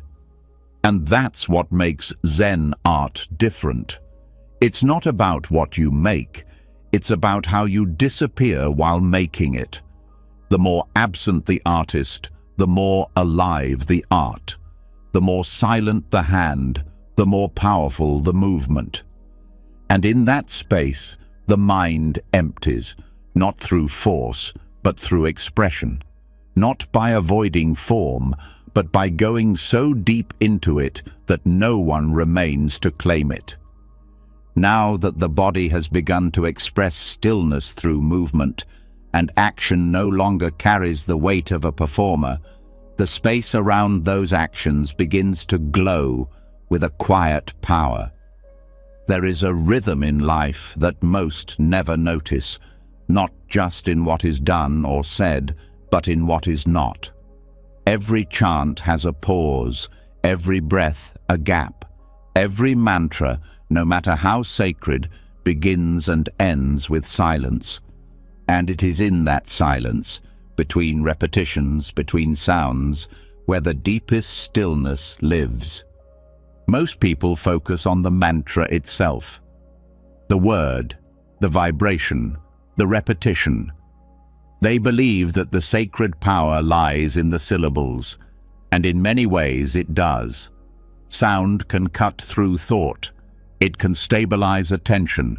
It can carry the mind toward presence. But if attention stays glued only to the sound, something is missed. The very thing that sound comes from and returns to. Silence. Chanting is not about filling space. It's about revealing it. The mantra is the wave. But what holds the wave? The ocean. The pause between chants is not a break. It's the doorway. In that pause, the mind is most still, not because of effort, but because it has nothing to grab. There is no word to follow, no rhythm to rely on, just stillness, hanging in the air, waiting to be noticed. That moment is delicate. Most miss it. They rush to the next repetition, afraid of losing momentum. But what they're really running from is silence. The mind doesn't know what to do with it. It can't control it. It can't explain it. So it fills it with more sound, with more repetition, with more doing. But if you stop, if you wait, if you let that space unfold without rushing past it, something begins to open. A presence that is deeper than mantra. A stillness that is not made, but discovered. The gap between chants is not empty. It's full of awareness, full of peace, full of the same essence that gave rise to the chant in the first place. It is not a pause in practice. It is the point of practice. The mantra is a tool. The silence is the destination. Buddhist masters have always pointed to this, that true meditation is not in the act, but in the awareness that surrounds the act. The same way a bell is not heard only in the strike, but in the fading echo. That fading, that emptiness, is where the mind can rest, not because it was forced to stop, but because it finally has nowhere left to go. In mantra practice, noticing the space between sounds changes everything. Suddenly, chanting becomes less about rhythm and more about surrender. The pause stops being dead time. It becomes alive. Alive with subtle presence. Alive with the flavor of something deeper than words. Try listening for that gap. Really listen. Not just with your ears, but with your whole being. Let the final syllable dissolve. Let it fall into silence. And then stay there. Don't rush the next sound. Don't try to maintain the rhythm. Let the silence guide you. Let it tell you when to begin again. What you'll find in that space is not boredom, not nothingness, but clarity. A kind of soft alertness that doesn't speak, that doesn't move, but it knows, it watches, it holds everything. That is the silence between the chants, not a void, not an absence, but the deepest kind of presence. This silence is not waiting for the next mantra. It's not transitional, it's complete. If you stopped there, if you never said another word, you would still be practicing, because now the practice is no longer in repetition. It's in awareness, noticing without grasping, resting without seeking. The reason the mind skips over this space is because it's not impressive. There's no sound to measure, no phrase to remember, nothing to do. But that's exactly why it's powerful. It cannot be used by the ego. It offers no identity, just stillness. And for a mind addicted to activity, that's terrifying. But for a heart ready to rest, it's everything. Even outside of formal chanting, this principle applies. In conversation, between words, there is space. In walking, between steps, there is rhythm. In breathing, between exhale and inhale, there is a natural still point. And in all of these places, silence lives. Not the kind of silence that is forced, but the kind that simply exists when nothing is added. This is not about avoiding sound. It's about noticing the space that makes sound possible. Without silence, there would be no room for mantra, no contrast, no beginning or end. Silence is not the opposite of chanting. It's the womb it's born from. And when you become aware of that, the mantra stops being the focus. The space becomes the teacher. Chanting from this awareness becomes lighter. You're no longer trying to reach a state. You're resting in the one that's already here. The words rise like waves and fall back into stillness. And that stillness becomes more familiar, more trusted, no longer something you chase, but something you remember. The mind doesn't like this shift. It wants the active role. It wants to feel like it's doing something. But the deepest peace arises not when the mind succeeds, but when it steps aside, when it allows the silence between the chants to speak louder than the chant itself. Let yourself pause longer between repetitions. Don't count the seconds. Don't worry about losing the thread. Just stay with the echo.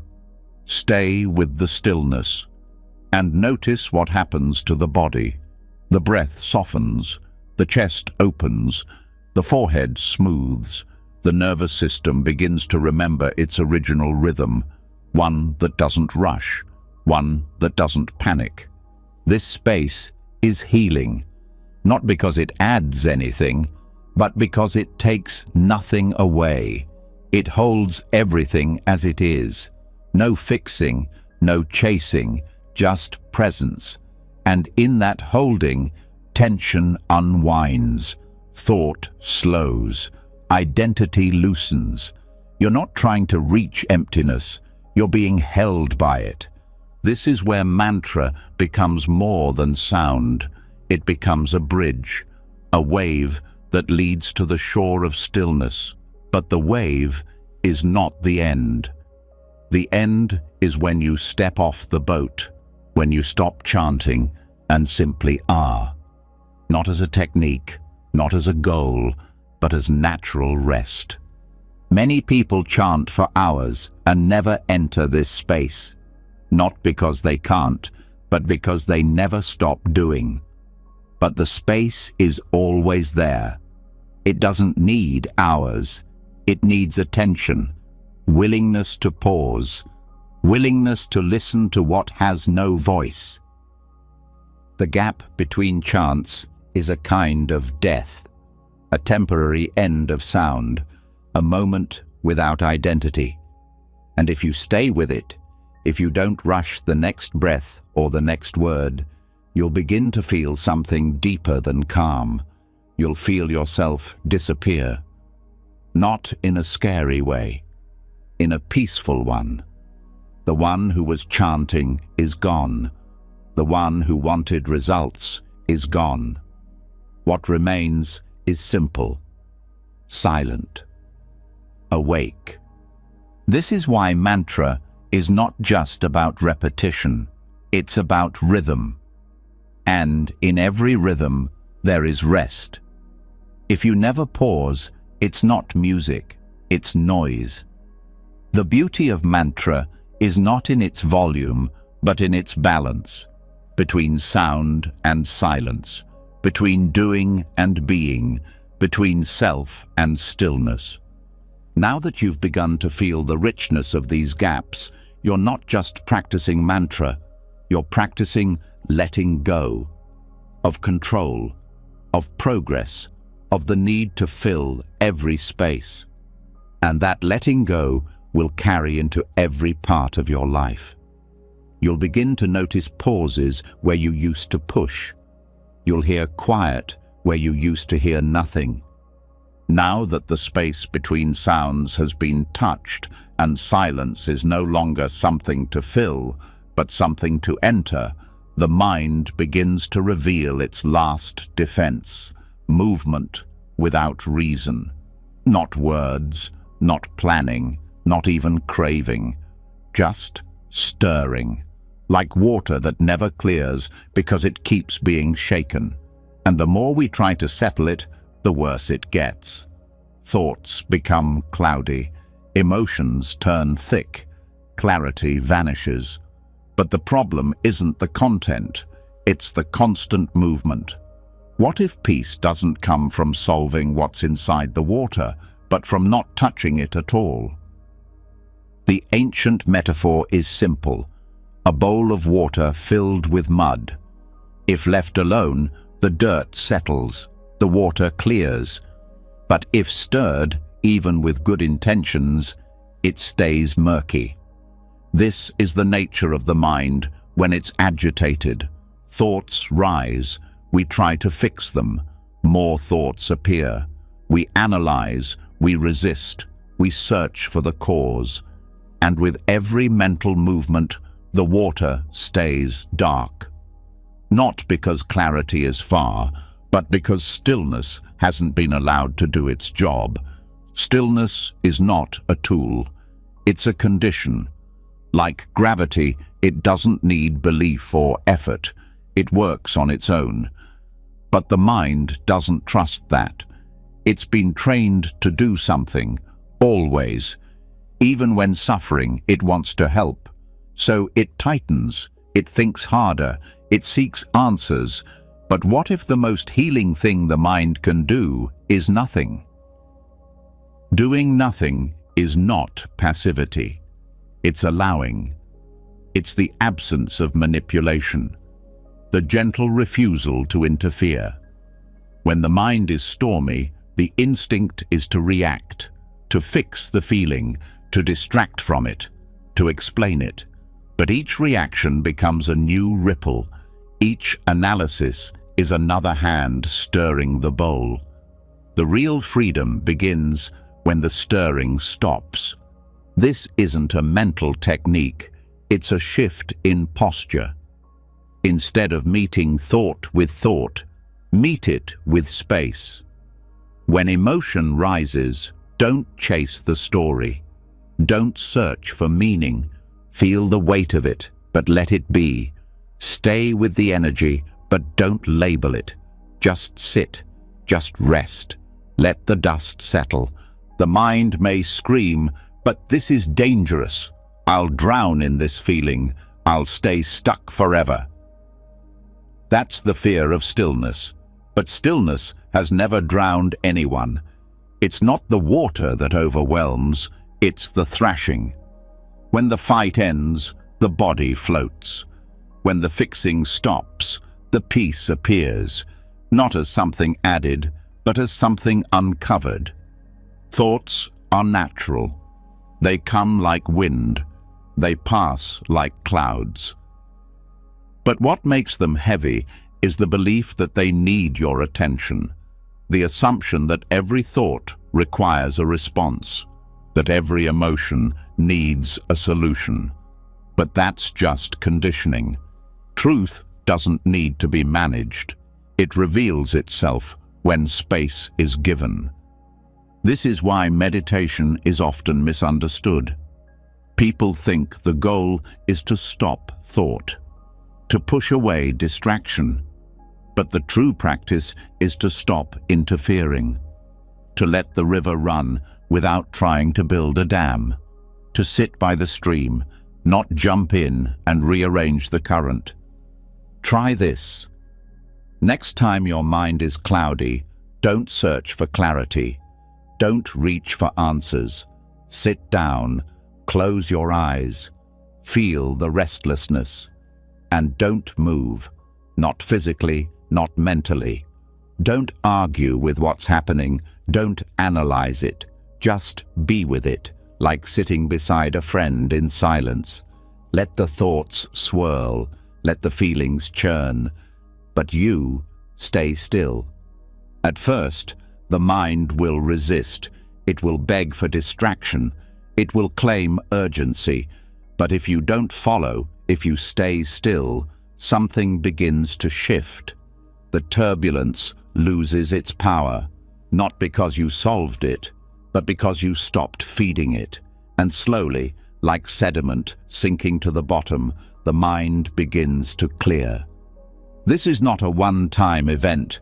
It's a way of being, a way of relating to thought, not as something to conquer, but as something that passes. Turbulence is not a flaw. It's just what happens when stillness hasn't had a chance to work. The healing is built in, but it only happens when you stop interfering. Even in daily life, this applies. When someone says something upsetting, the reaction rises fast. A story forms. A defense builds. But if you pause, if you let the response pass without grabbing it, clarity returns. Not because you figured it out, but because you didn't add to the ripple. Clarity is not something created, it's revealed. The more space you give, the more the natural intelligence of stillness shows itself. And it's deeper than logic. It doesn't come in words, it comes in peace. Not peace as an idea, but peace as the absence of disturbance. This is what the Buddha pointed to, not a mind that controls itself, but a mind that no longer interferes with its own movement. A mind that trusts its own stillness, that knows silence is not the lack of something, but the presence of everything that doesn't need to be controlled.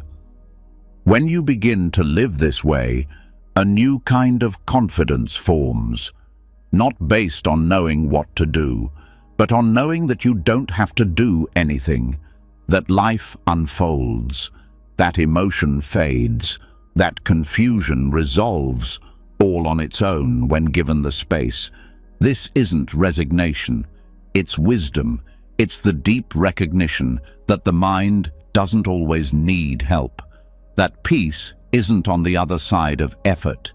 It's underneath it, always waiting, always available.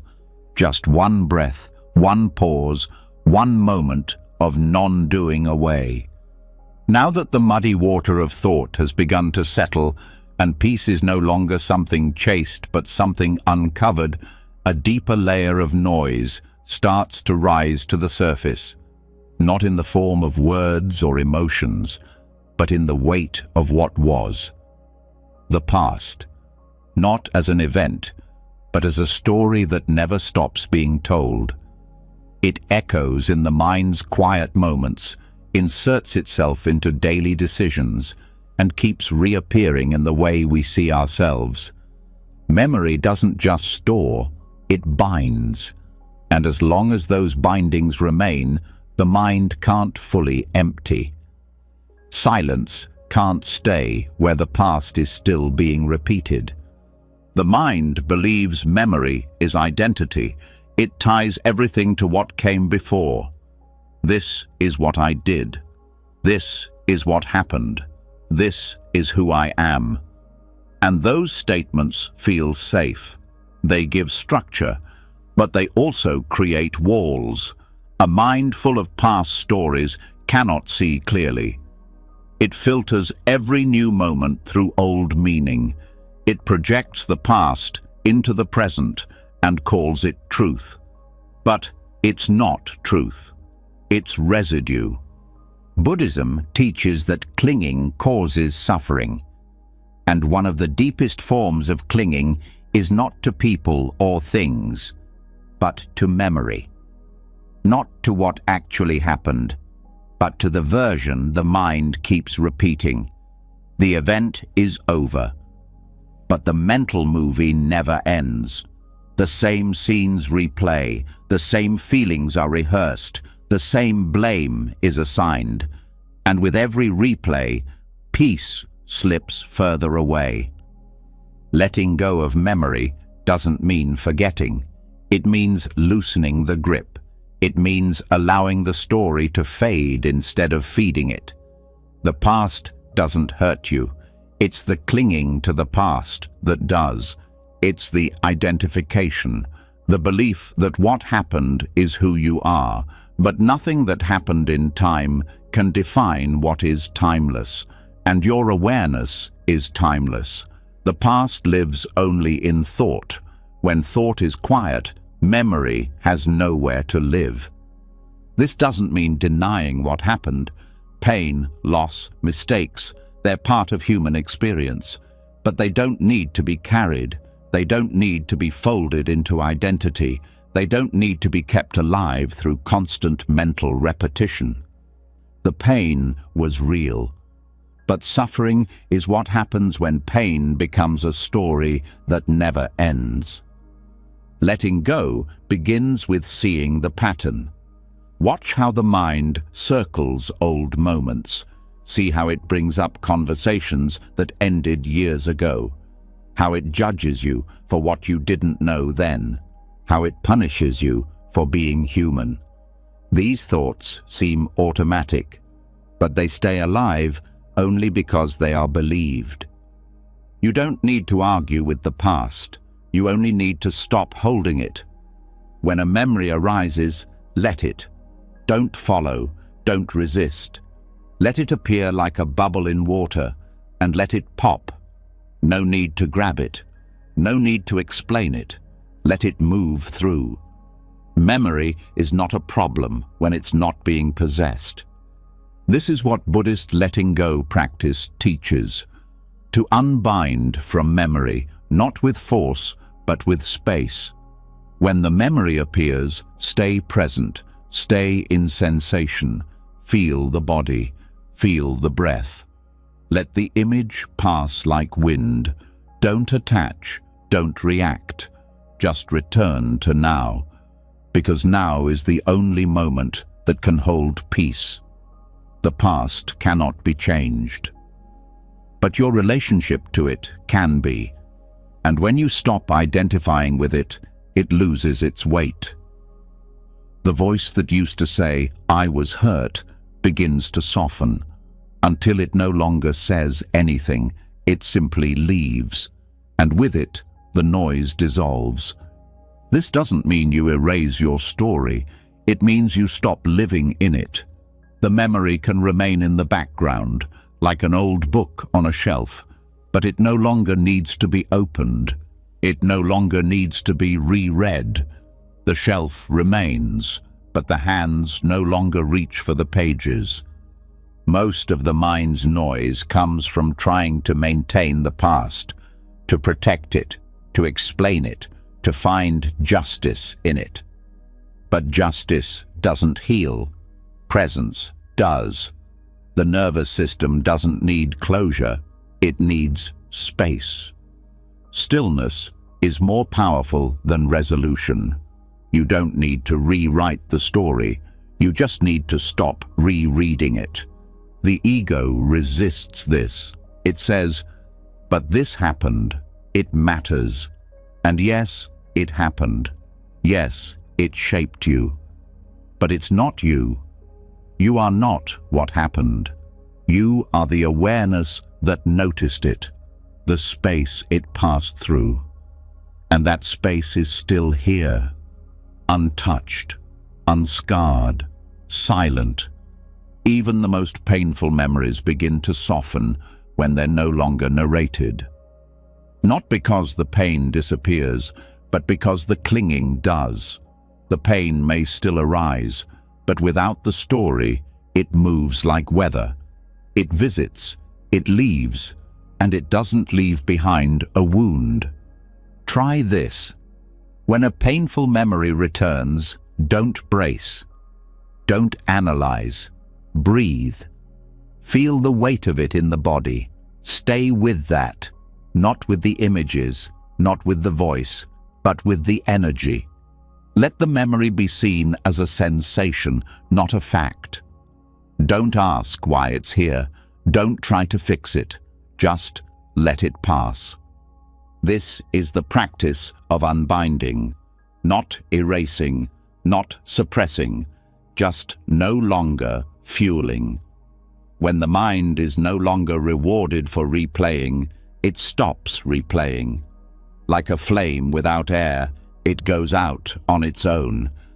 Over time, what used to feel heavy starts to dissolve. The moments that once hurt to remember lose their sharpness, not because you healed them through effort, but because you gave them space to leave. Just like muddy water, the past settles when it's left alone, and in its place, quiet grows, not empty quiet, alive quiet, a stillness that listens, that holds you, that doesn't ask for stories, just presence. That's the real gift of letting go, not freedom from memory, but freedom from identification. You stop being the one who suffered. You return to the one who saw it all without being harmed. Now that the grip of the past has begun to loosen and memory is no longer treated as identity, the mind becomes spacious in a new way. But even in this space, something keeps moving. Thought. Not loud or dramatic, just steady. Whispering opinions, offering conclusions, suggesting fears. And it's not the presence of thought that keeps the mind full, it's the belief in it, the automatic agreement, the silent, unconscious yes we give to every mental voice. But what if thoughts were never meant to be believed? What if they're just appearances, like clouds drifting through awareness, not facts to be followed? The truth is, the mind produces thoughts the way the body produces breath. They rise without permission. They appear without effort. Most people never question this. They assume that if a thought appears, it must mean something, that it must be important. But the vast majority of thoughts are not important. They are echoes, residue, mental reflexes conditioned by years of repetition, and they don't need to be believed. They only need to be seen. Belief is not something obvious. It happens automatically. A thought appears. I'm not doing enough.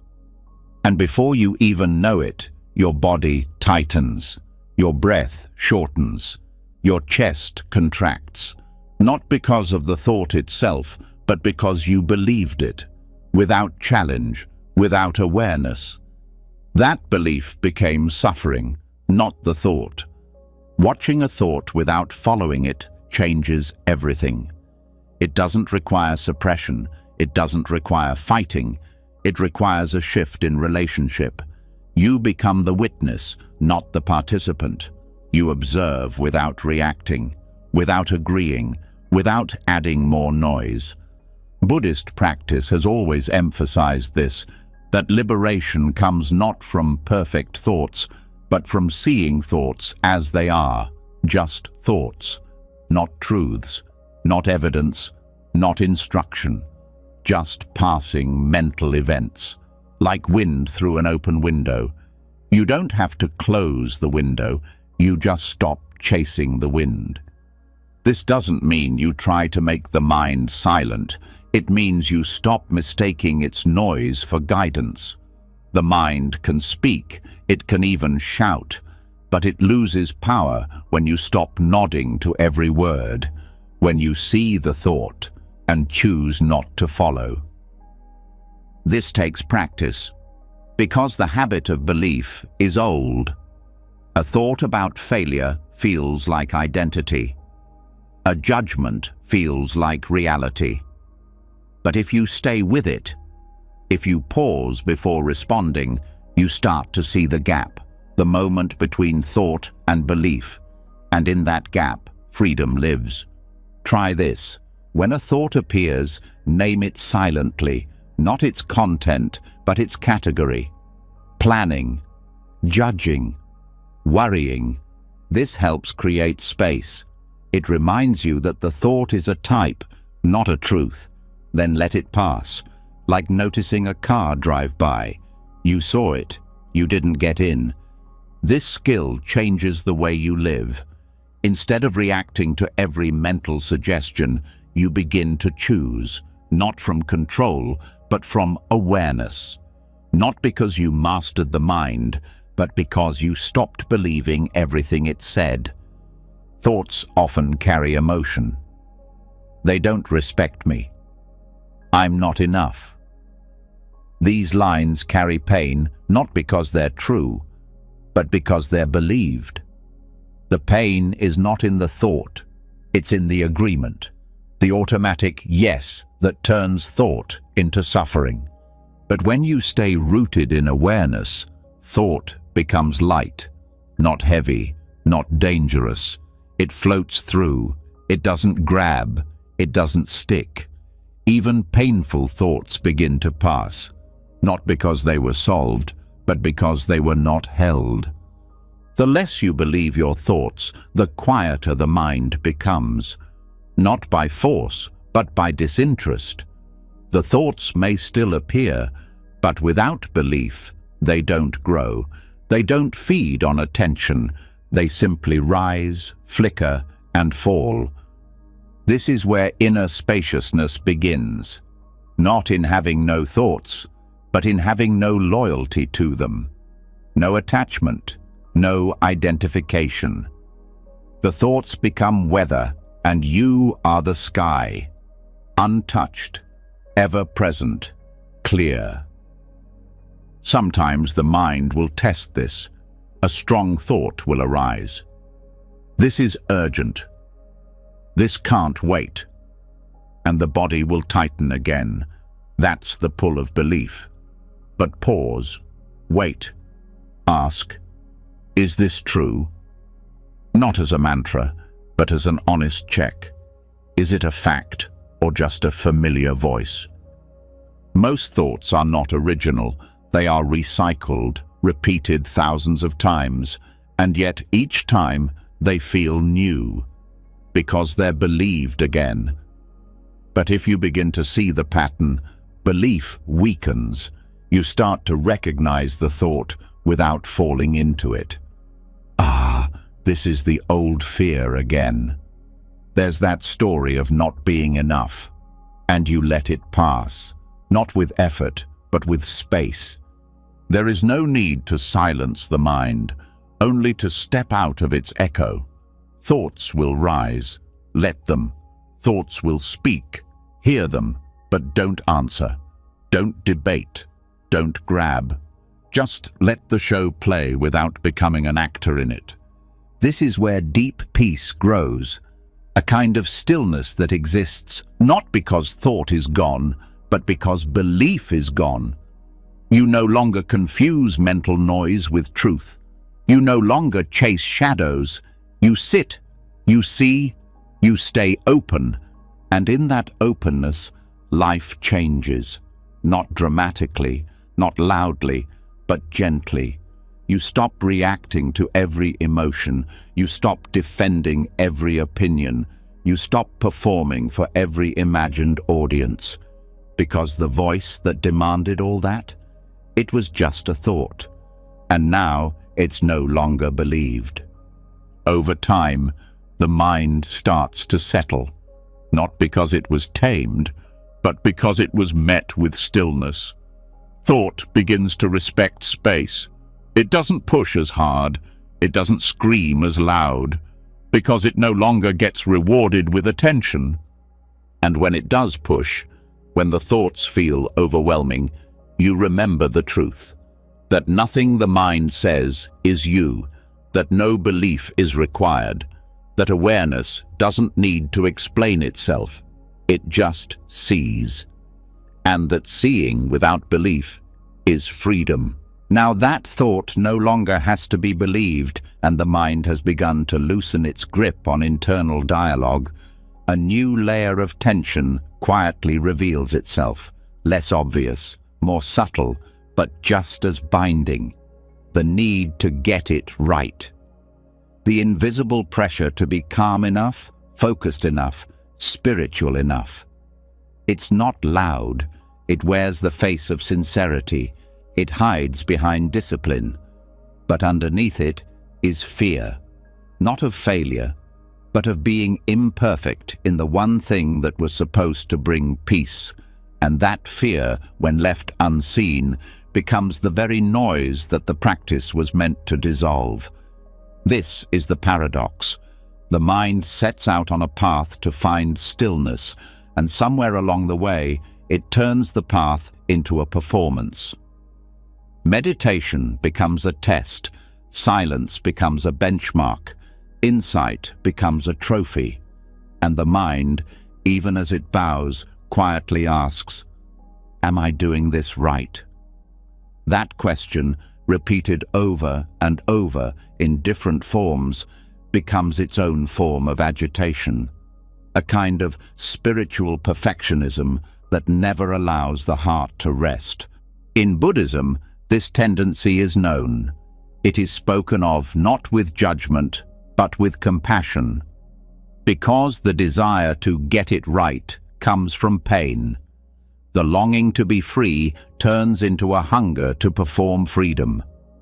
The ego sneaks back in, wearing robes, reciting mantras, sitting perfectly still. But behind the posture is a tightening, a subtle panic that says, "If I don't do this right, I'll never be free." But peace does not arrive through performance. It arrives through surrender, through softness, through letting go of the need to improve every second. The mind cannot create emptiness by force. It cannot reach stillness by trying to be good. Stillness appears when the trying stops. This doesn't mean practice is unimportant. It means the quality of the mind during practice matters more than the structure of the practice itself. You can sit perfectly still for hours and still be lost in the noise of trying to get somewhere. Or you can sit with your back curved and your breath uneven and fall into presence, because you're not pretending. The trap of getting it right shows up everywhere. In how you breathe, in how you speak, in how you reflect, even in how you let go. The mind turns everything into a checklist, a method, a competition. But there is no perfect breath, no perfect mantra, no perfect awakening. There is only now. And when now is no longer being judged, something real begins to unfold. That realness doesn't look impressive. It's quiet, messy, sometimes emotional, sometimes confusing, but it's honest. And in that honesty, the mind stops performing. The heart opens, not to some imagined ideal, but to what's actually here. Trying to be more spiritual is still trying to be someone. It's still effort tied to identity, and identity is the root of mental noise. The need to be a certain way, even a calm way, adds pressure, and pressure adds thinking. So the more perfectly you try to sit, the more tightly you grip, and the tighter the grip, the more distant the silence feels. Surrender isn't giving up on practice. It's giving up the image of the perfect practitioner. It's letting go of the story of progress. The myth of enlightenment as a polished state. True freedom isn't shiny. It's simple. It's ordinary. It's so close that the mind misses it, because it's trying too hard to be elsewhere. One of the deepest acts of freedom is to stop improving, not out of laziness, but out of trust.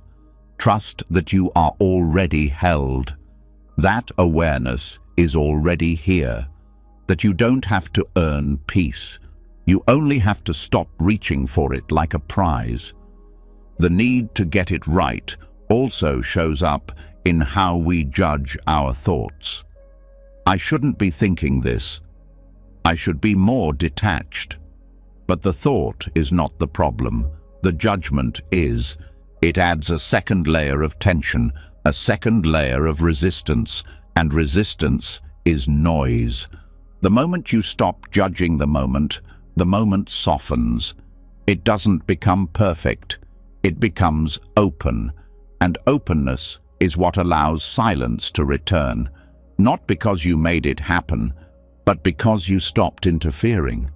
Even the thought, "I'm not doing this right," is just another thought. It doesn't need to be solved. It doesn't need to be corrected. It just needs to be seen. And then let go, like every other cloud in the sky. Let it pass. The same applies to emotion. Many people believe they must be calm to be spiritual. But calmness is not always available. Sometimes the body is agitated. Sometimes the heart is heavy, and pretending otherwise is another form of violence. Real practice allows the storm. It doesn't suppress. It doesn't fix. It stays present, even in the noise. This is how silence becomes unconditional, not dependent on mood, not tied to behavior. It's the kind of silence that can sit in the middle of sadness and still be free, because it's not trying to change the sadness. It's not trying to make it spiritual. It's simply here. And in that kind of presence, the mind slowly learns something new. That stillness is not a goal. It's a default. A home it returns to when it stops chasing every improvement, every concept, every badge of progress. Progress is not the goal. Peace is. And peace often comes not through steps forward, but through releasing the idea that you ever needed to move at all. The only journey is from tension to rest, from pretending to presence, from control to surrender. Try this. Next time you meditate, drop the script. Don't try to be focused. Don't try to be still. Just sit. Let the body breathe. Let the thoughts pass. Let the emotions come and go. Don't correct anything. Just notice what happens when effort fades. You may find that the stillness was always there, beneath the effort to create it. This way of being is not lazy. It's deeply alive. It doesn't abandon care. It releases control. It doesn't stop practice. It deepens it. Because now, the practice is not about success. It's about honesty. It's about showing up without the costume, without the performance. Even the most advanced practitioners fall into the trap of trying to get it right. But the moment they stop trying, they return to the path. Not the path they imagined, but the one beneath their feet, the one that has always been there, quiet, unmoving, patient. Now that the need to get it right has begun to dissolve, and the mind is no longer tightening around practice like a test to be passed, a softer awareness begins to settle in. One that doesn't chase progress or measure calm, one that doesn't ask, "Am I doing this correctly?" but instead listens gently for what's already here. And what's already here, beneath every effort and every moment of surrender, is breath. Not just the rise and fall, not just the inhale or the exhale, but something even quieter, the space between them. That pause, brief, natural, often ignored, is one of the most profound gateways to stillness the body offers. There is a moment right after you breathe out and before you breathe in again when the body does nothing. A pause. It isn't forced. It isn't dramatic. It's so subtle that it's easy to miss. But in that space, everything stops. There is no doing, no control, just stillness. And in that stillness, the mind also has a chance to rest, not by shutting down, but by not being needed. This moment is pure. It holds no desire, no resistance. It's not about extending it or holding your breath. That would be interference. It's about noticing what's already happening all the time, right under your awareness. The pause has always been there, but only when the mind becomes gentle does it start to notice it. And when it does, something shifts. Because in that pause, there is no identity, no thought, no role to play, just presence, resting. The breath teaches this without words. Inhale brings life, exhale releases. But the pause is beyond both. It is not arrival or departure. It is space, a soft, brief, sacred silence. And the more attention learns to rest in that silence, the more the mind remembers its original nature, not noisy, not chaotic, but open and still. This awareness can't be forced. If you try to chase the pause, it disappears. If you try to stretch it, it tightens. You don't need to capture it. You only need to feel it. When you exhale, simply wait. Let the next inhale come on its own. Don't reach for it. Don't guide it. Let it come when it's ready. And in that waiting, in that small space where nothing is happening, feel what remains. That stillness is not emptiness in the cold sense. It's warm, supportive. It's the original silence before the breath, before the body, before the mind started naming everything.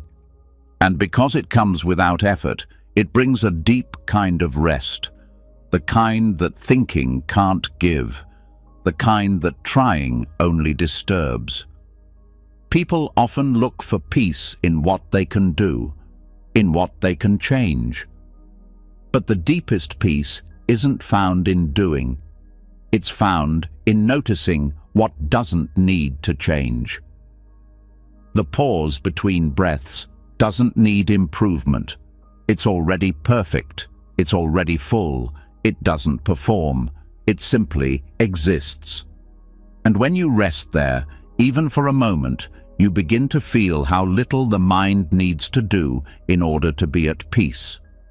Over time, awareness begins to settle into that space naturally, not as a technique, but as a return. You find yourself resting in the breath's absence without even trying. It becomes a habit, not of control, but of presence. A quiet confidence grows, not because the mind is thinking less, but because it's holding everything with more spaciousness. In this space, the mind stops being a manager and becomes a mirror. It stops trying to shape reality and starts simply reflecting it. The breath continues. The body moves. Thoughts still come and go. But you are not tangled. You are the stillness behind the breath, the space inside the pause, the awareness that watches without needing to name. This changes how the rest of the breath feels too. Inhale becomes softer. Exhale more complete. Because you're no longer pushing from one to the next. You're letting them unfold. The breath becomes not just a function of the body, but a rhythm of peace. A cycle of letting go. A movement that carries you back to silence again and again. It's important to see that this silence isn't something added. It's revealed. The breath doesn't create it. It uncovers it, like a tide that recedes and shows the still ocean floor. That floor was always there. But only when the waves pause do we see it clearly. That clarity begins to bleed into everything, not just in meditation, but in walking, speaking, listening. You start to notice pauses between thoughts, between words, between moments. And each one becomes an invitation, not to do more, but to be still. The world is not short on noise, but it is starving for pauses, for space, for moments when nothing needs to be said, nothing needs to be explained. The breath's pause is your teacher in this. It shows that silence is not a threat, it's a return, a home that was never gone, just covered by sound. This is why the pause matters so deeply, not because it's long or dramatic, but because it's real. It's untouched. In that moment, you are not your story. You are not your plans. You are not your doubts. You are simply here, alive, aware, free from the mind's grip.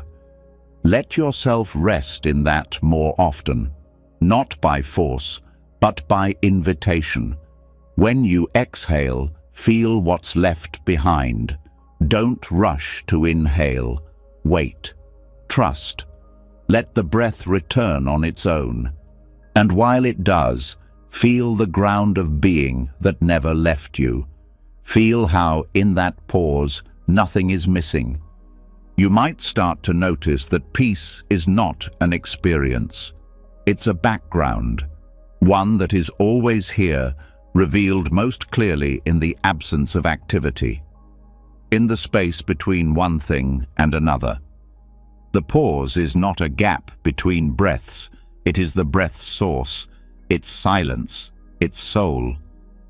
Now that attention has begun to rest in the space between breaths and silence has been touched without effort, it becomes easier to notice the subtle noise that keeps returning even in stillness. Not loud, not chaotic, but steady. The inner narrator. That quiet, continuous voice inside the mind that labels every moment, judges every feeling, explains every detail. It talks while you're eating. It comments while you're meditating. It even whispers during peace. It doesn't stop because no one ever questions its authority. But that voice is not the self. It's not truth. It's just habit. And it can be seen. And when it's seen clearly, it can go quiet. The inner narrator is one of the last masks of mental attachment. It doesn't sound aggressive. It sounds helpful, innocent, even wise. This is a good moment. That thought was unnecessary. You're getting better. But all of it is commentary. All of it is noise. And the problem isn't what it says. It's that it's saying anything at all. Buddhism points to this directly, that the mind's need to explain is itself a kind of suffering, not dramatic suffering, subtle. Background tension that never lets you fully land in the now. Because even when things are quiet, the narrator keeps narrating the quiet. It keeps inserting a self between experience and awareness. And as long as that self exists, the mind can't be empty. This isn't about judging the narrator, it's about understanding its purpose. The mind narrates because it believes it has to. It believes life must be understood, interpreted, labeled. But what if none of that is necessary? What if life, in its raw form, doesn't need explanation? What if the sky doesn't need to be called blue, the feeling named calm, the silence translated into meaning? The first step in softening the narrator is noticing it. Noticing how quickly it comments on everything, how it gives feedback on your breath, how it evaluates your practice, how it turns even stillness into a story. This is good. Keep going. Or, you lost it. Try again. That's not awareness. That's thinking disguised as insight. To break this pattern, don't fight the narrator. Fighting is still engagement, still belief. Just notice the commentary and let it pass. Don't answer it. Don't argue with it. Let it speak and let it fall away, like background radio in a room you're no longer listening to. Eventually, the narrator loses energy. It speaks, but it doesn't land. And then it pauses. Not because you silenced it, but because you stopped fueling it. Silence doesn't come from suppression.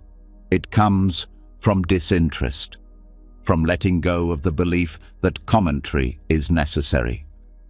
Try listening to a moment without thinking about it, noticing sound without saying what it is, feeling the body without labeling it. Let experience be raw, undivided. Let the world touch you without explanation.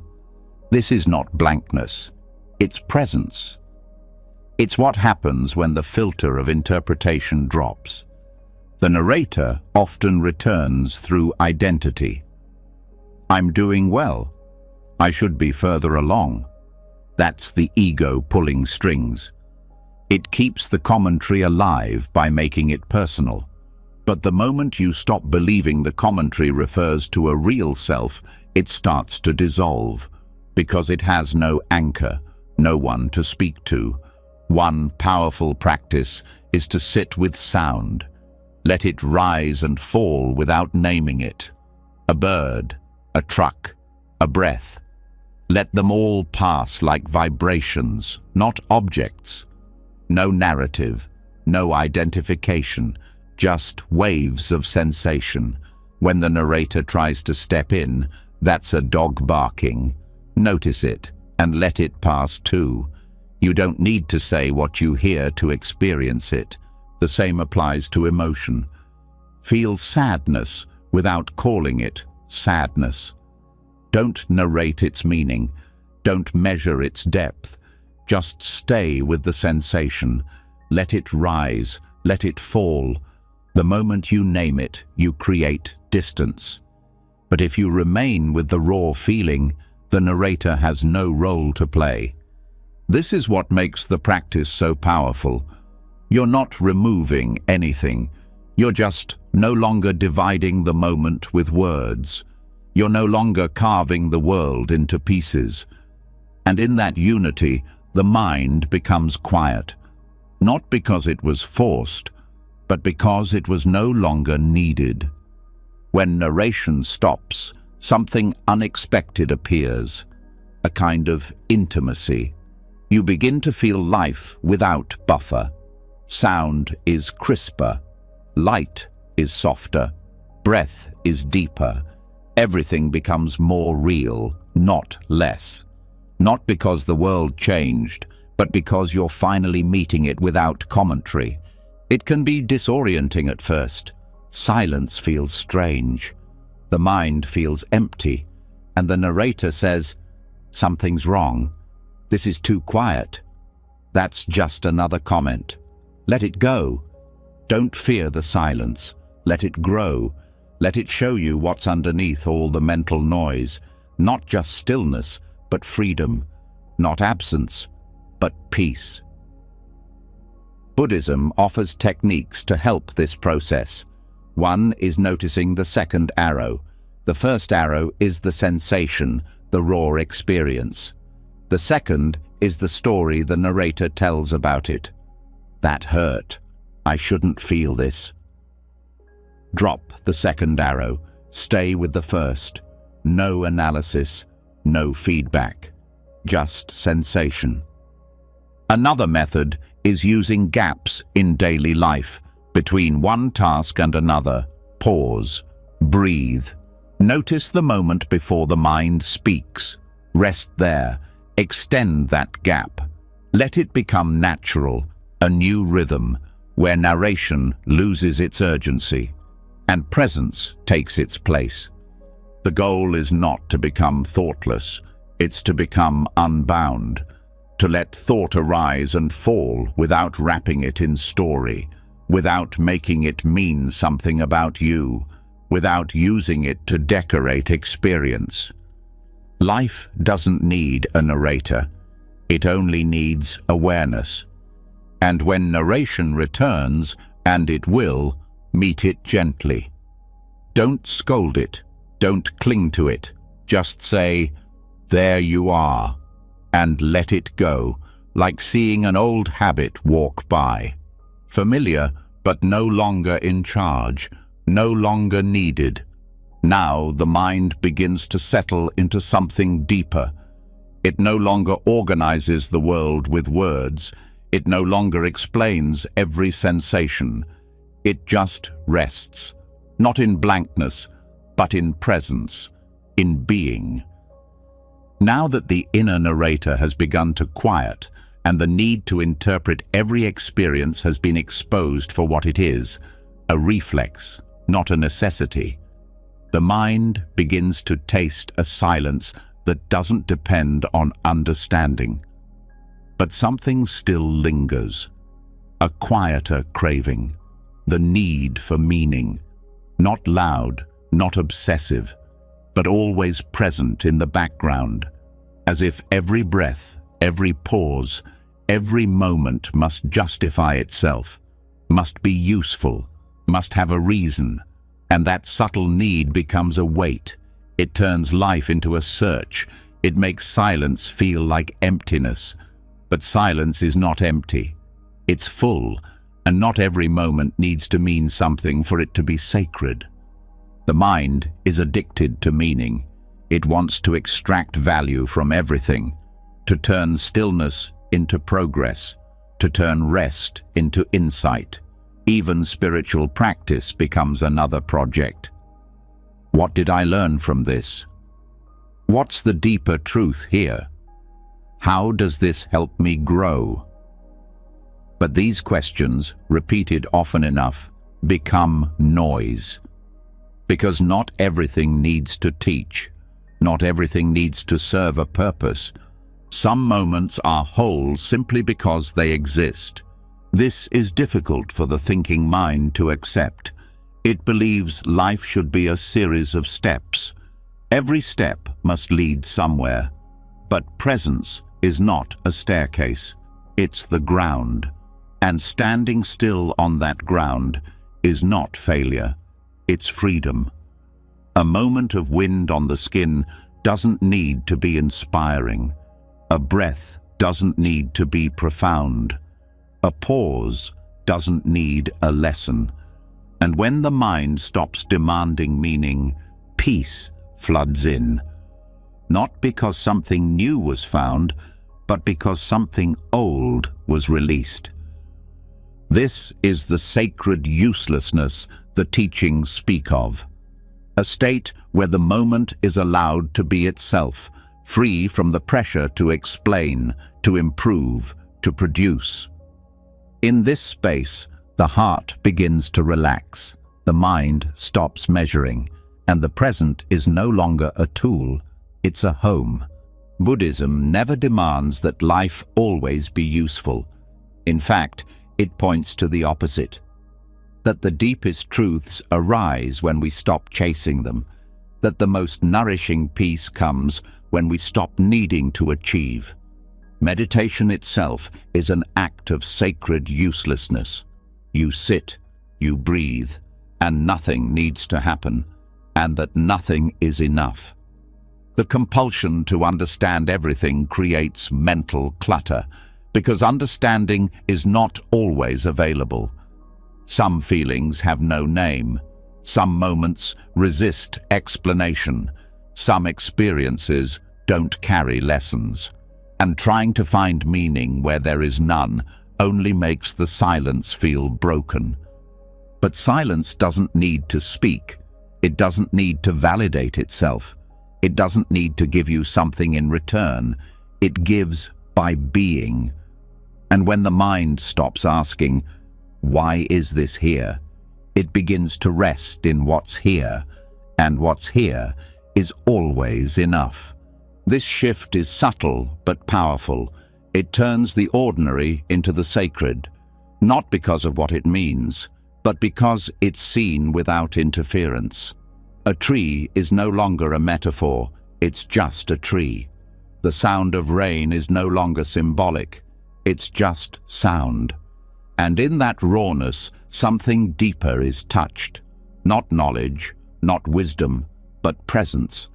The more the mind lets go of meaning, the more it discovers simplicity. And simplicity is where peace lives, not in answers, but in the absence of the question, not in understanding, but in freedom from needing to understand. Try walking without interpreting. Let each step be just a step. Don't think about what it means. Don't look for insight. Just feel the rhythm, the contact with the earth. Let the walk be pointless. And in that pointlessness, notice how the mind softens, how the breath deepens, how the pressure to get somewhere vanishes. This is not about giving up meaning entirely. It's about letting it arrive when it wants to, not when it's demanded. Real meaning cannot be forced. It arises naturally, like a breeze, like laughter. It shows up when the space is open, not when the mind is clinging. Even in conversation, the need to make every word matter creates pressure. But when you speak without trying to say something profound, the heart begins to speak instead.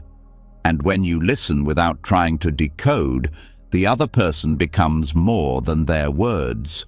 They become presence, and presence always speaks louder than meaning. Letting go of this need brings a different kind of clarity, the kind that doesn't solve problems but makes them irrelevant. Because when you're no longer trying to extract value, you begin to feel value in what already is. The value of sitting with nothing. The value of a moment that doesn't move. The value of just being here without any justification. This is sacred because it returns you to what cannot be measured. Not everything needs to have a result. Not every breath needs to lead to insight. Sometimes The most peaceful experience is the one that gives you nothing, no realization, no lesson, no transformation, just space. And in that space, healing happens, not because something was fixed, but because the need to fix dissolved. The nervous system stops bracing, the thoughts stop spinning, the heart stops performing, and you are left with presence, quiet, unassuming, whole. This is not something the world teaches. The world teaches value through utility, worth through contribution. Even rest must be productive. But the Dharma points elsewhere. It points to the lotus that blooms in still water, to the breath that flows for no reason, to the silence that gives everything by giving nothing. Let yourself taste that now. Sit, breathe. Let the moment arrive without a message. Let it be free of insight, free of depth, free of progress. And in that freedom, feel what opens. A space where meaning is no longer needed, where you are no longer a seeker, just presence, just awareness, just now. And when the mind returns with its questions, what was that for? What did I gain? Smile gently. Let the questions pass. Let the moment be untouchable. Let it rest in its own sacred uselessness. Because some of the most beautiful moments in life are the ones that don't teach, don't change, don't improve. They just are. And when you allow them to be as they are, without reaching, without squeezing meaning from them, you begin to see that peace has never been hidden. It's only been masked by your attempts to define it. Now that the urge to find meaning in every breath has been softened, and the heart has begun to rest in moments that offer no lesson, another form of inner noise begins to show its face more clearly. A mental habit so common it often goes unnoticed. Judgment. Not dramatic condemnation, not loud criticism, but the quiet, relentless reflex of forming opinions, the constant mental labeling of everything as good or bad, better or worse, helpful or wasteful. This subtle evaluation follows every step, every sound, every thought. It disguises itself as awareness, as intelligence, even as discernment. But it is noise, and that noise keeps the mind from ever truly being still. The judging mind is fast. It doesn't wait. It reacts instantly. Too loud. Too slow. Not enough. Almost right. It moves like a shadow, staying just behind every experience. It comments on the temperature of the room, the look on someone's face, the way the breath feels today. And with each opinion, no matter how soft, the mind contracts. It moves away from being and into evaluation. And with that movement, the silence that was beginning to grow is interrupted. Buddhist teaching is clear about this tendency. It points out that one of the most subtle forms of clinging is not to objects, not to people, not even to memories, but to opinions, to the belief that the mind's commentary is correct, that it's necessary, that you need to hold a position about every moment. But what if you don't? What if the moment doesn't need your opinion to exist? Letting go of opinions doesn't mean becoming passive. It doesn't mean losing intelligence. It means releasing the compulsive habit of mentally sorting everything into categories. When the mind is no longer trying to assign value to every second, something softer appears. Presence. A deeper kind of presence that no longer leans forward to decide, compare, or conclude. A kind of awareness that just rests, not in indifference, but in openness. This openness is not dull, It's awake, but it's quiet. It doesn't say, "This is right," or "This is wrong." It just listens, just observes. And in that observation, the world becomes simpler. Not because it's less, but because it's no longer being divided by thought. The habit of judging isn't just tiring, it's endless. The mind doesn't just judge events, it judges its own judgments. That was a stupid thing to think. I'm too reactive. I shouldn't be judging. And each layer adds another veil over the moment, another thread in the web of noise. And the only way to step out is to stop following that thread. You don't need to fix the judgments. You don't need to replace negative ones with positive ones. That's still judging. What you can do is notice. Ah, there's judgment. And then let it pass, like any other thought. You don't need to believe it. You don't need to follow it. You just need to not grab it. Even judgments that feel helpful, like "this is peaceful," can become noise when they're clung to, because the moment becomes less about peace and more about your assessment of it. You start watching the experience through the lens of preference. And preference, no matter how light, still pulls you out of presence. This doesn't mean you become numb. It means you stop dividing. The moment becomes whole again. No parts to praise, no parts to fix. Just this: the temperature of the air, the pressure in your chest, the sound in the distance, all allowed, all equal. No rankings, no labels, just life as it is. You might think judgment is necessary for survival, and in some situations, discernment is useful. But most of the time, judgment is just mental noise trying to manage what doesn't need to be managed.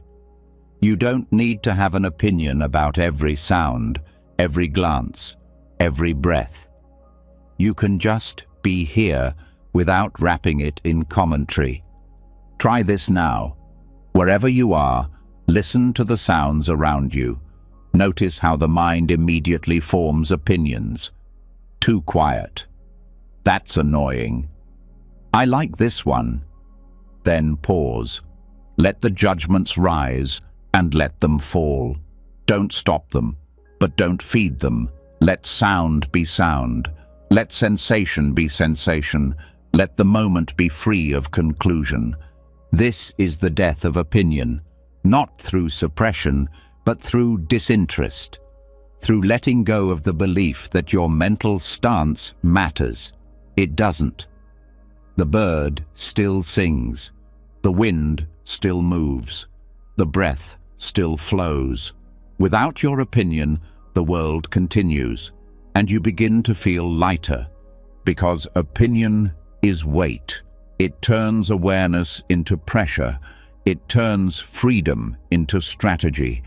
But when it drops away, the mind stops holding everything so tightly. There's more room to breathe, more space inside your chest, and silence stops being a goal and becomes your natural state. You begin to feel this shift in small ways. A conversation without forming conclusions. A moment of pain without labeling it bad. A pause in your day that feels full without needing to be productive. These are signs of a mind unburdened, a mind no longer shaping everything into something it can manage. And when judgment does return, and it will, you meet it with the same spaciousness. Not with judgment, but with compassion. You see it rise, you name it, you let it fall. And in that gentle allowing, the mind learns something radical. It can rest without evaluating. It can breathe without choosing a side. The more this deepens, the more the mind becomes like a mirror. It reflects everything, but it holds nothing. It doesn't say, "This reflection is better than that one." It just reflects, clearly, quietly. And in that reflection, reality is finally seen as it is, not as better or worse, just whole. This is not detachment, it's intimacy. Real intimacy with life, not filtered through preference, not dulled by opinion, just direct connection. The kind that doesn't need commentary to feel complete. Now that the weight of constant judgment has been loosened, and the mind no longer tries to sort every moment into right or wrong, something profound begins to stir beneath the surface, a form of presence that doesn't speak, doesn't react, and doesn't prepare a reply.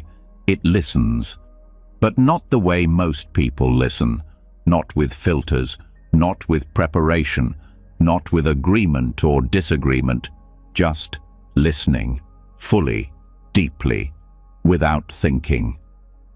This kind of listening is not passive, it is awake, and it is one of the most direct ways to silence the mind without force, because when true listening begins, thought has nothing left to do. The practice of listening like a Buddha is simple but not easy. It means letting sound arrive without resistance and without adding layers of meaning, not just listening to others, but to everything, the world, the body. Silence. It means hearing without analysis, without preparing your opinion while the other person is still speaking, without mentally comparing, defending, or fixing. This kind of listening brings peace because it does something extraordinary. It removes the self from the center. Ordinary listening is filled with self. Do I agree with this? How should I respond? Does this threaten what I believe? All of that is thought pretending to listen, but underneath that noise, there's another way of receiving sound. A way that doesn't divide, that doesn't defend, that just lets what's being said be heard as it is.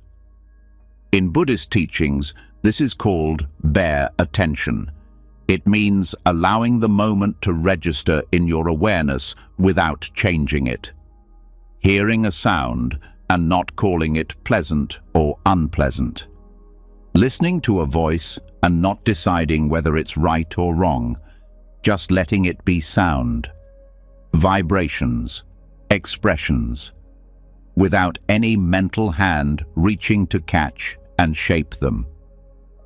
This kind of listening is powerful because it turns off the part of the mind that needs to interpret everything.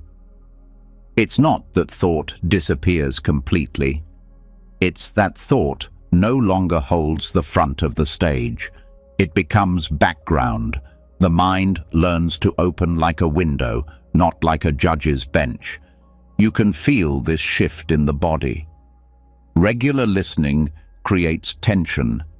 There's a slight forward lean, a tightness in the face, a readiness to respond. But deep listening creates space. The shoulders drop, the breath slows, the chest opens. Because there's nothing to prove, nothing to protect. Just sound being heard. Try it in conversation. When someone speaks, don't plan your reply. Don't evaluate what they're saying. Just receive it. Let the words pass through your ears into stillness. If a thought arises, don't fight it. Just don't feed it. Don't follow it. Return to the sound. You'll begin to notice something unexpected. That people feel safer around you, not because you agree with them, but because you're not interrupting their presence with your own mental reactions. You're giving them space to be heard, not just by you, but by silence itself. And the benefit isn't just for them, it's for you. The more you listen without thinking, the quieter your mind becomes. because you're not adding to the moment. You're not turning sound into story. You're not translating life into commentary. This also applies to sounds outside of conversation. Wind, birds, distant traffic. Let these sounds reach you without naming them. Don't say, "That's a bird." Just hear the pitch, the rhythm, the quality. Let your awareness rest on the sound the way sunlight rests on water, warm, weightless, effortless. Over time, this practice begins to change how you experience everything. You no longer need words to explain what's happening. The experience becomes enough. You don't need to name peace to feel it. You don't need to analyze pain to stay with it. The mind begins to rest in direct contact, not in thought, in presence. And this presence begins to fill more moments. Not just the quiet ones, but the difficult ones. When someone is upset, when noise is loud, when opinions are strong, instead of reacting, you stay present. You hear the words, but you don't become the story. You feel the emotion, but you don't become the storm. This is not detachment. It's intimacy without clinging. It's listening without turning the world into a mirror of your own thoughts. The ego doesn't get to hijack the experience. The moment is free to speak, and you are free not to react. This is why deep listening is a kind of meditation.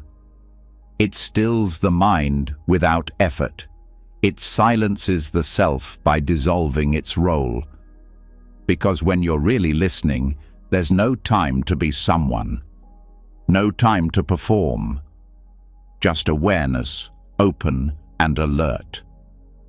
In Zen, they say the sound of a bell doesn't teach, it awakens. The point isn't what it means, the point is how fully it's heard. And when the mind stops talking over every sound, the whole world begins to teach, not with ideas, but with presence. Start small. 1 moment a day, choose to listen completely.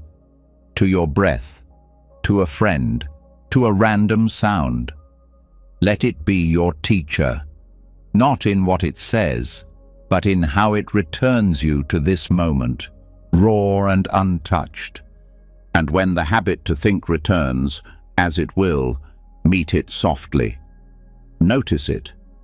Don't judge it, but gently turn your awareness back to the sound. Let the world come in through your ears instead of through your thoughts. Eventually, you won't need to remember to listen. Listening will become the background. Thinking will be the interruption. And the mind will begin to understand something words could never teach. That silence is not the absence of sound. It's the absence of commentary. Now that the mind has begun to listen without reacting, and the inner commentary has started to dissolve into silence, what remains is a new kind of space, open, receptive, still. But even in this openness, the habit of thinking doesn't vanish overnight. It lingers. It finds ways to return, to sneak in through imagination, worry, memory. Yet there is a path to quiet that thinking cannot follow, a door thought cannot unlock. The body. Not the body as a concept or an object, but as direct, lived sensation. Pure, raw, wordless experience. And when awareness fully enters the body without trying to explain it, the mind falls into the background, quieted not by force, but by displacement. The mind can only hold one thing clearly at a time. When attention is rooted in thought, the body fades.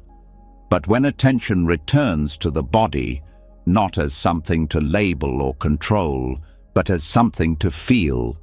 The stream of thinking weakens, not because it was pushed away, but because it was no longer needed.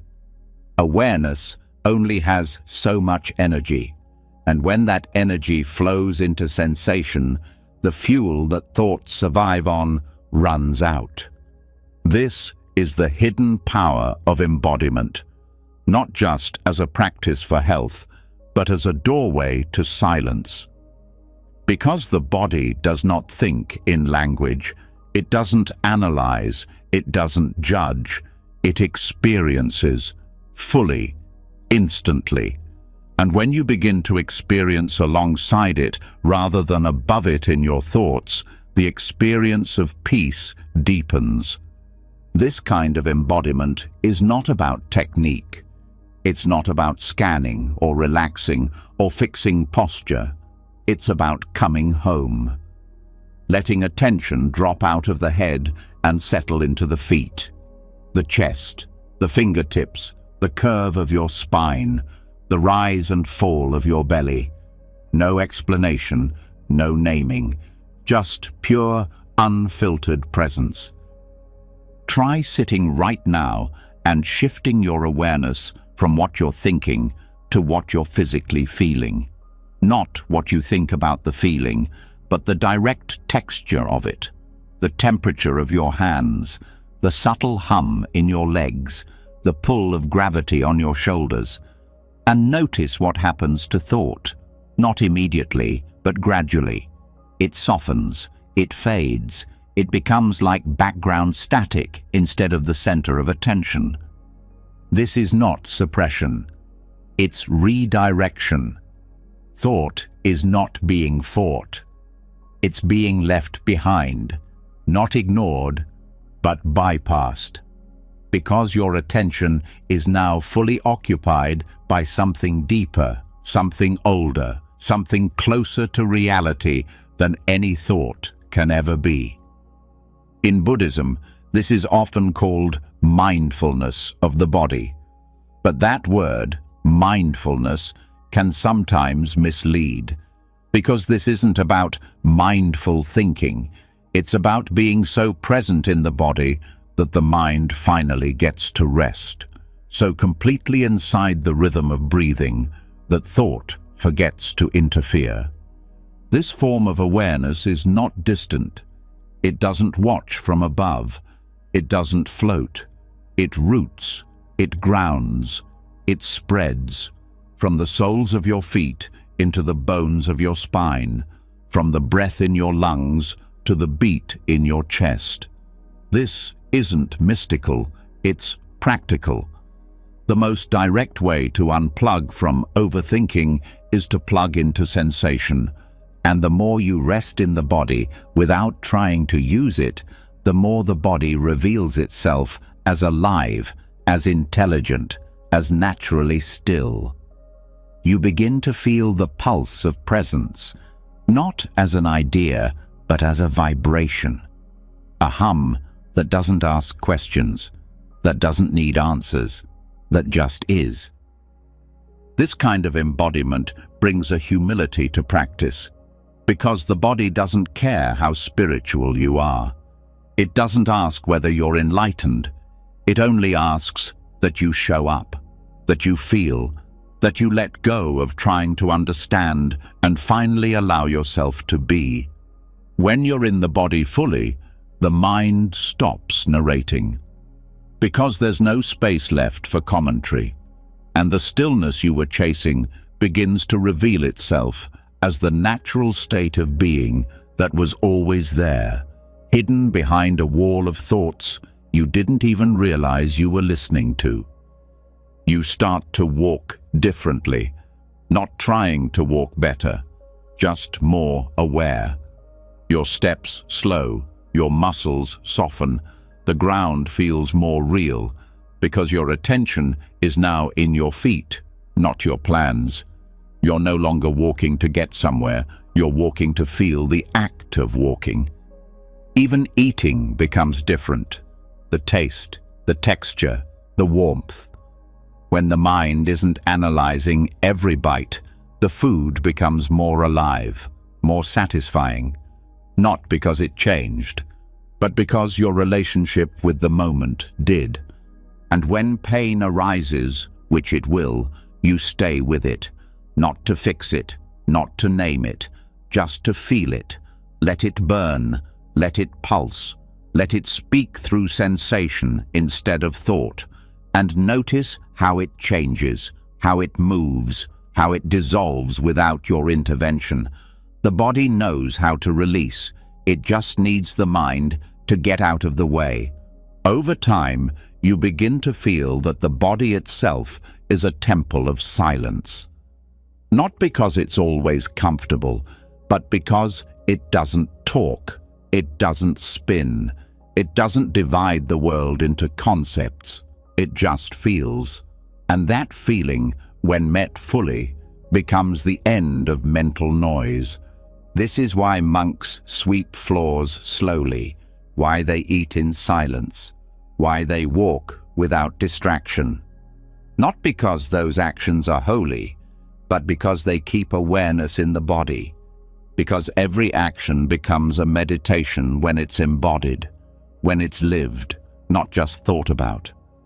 And the more this happens, the more thought begins to retreat. It stops trying to help. It stops trying to add meaning, because it realizes it's not needed here. The body is enough. The breath is enough.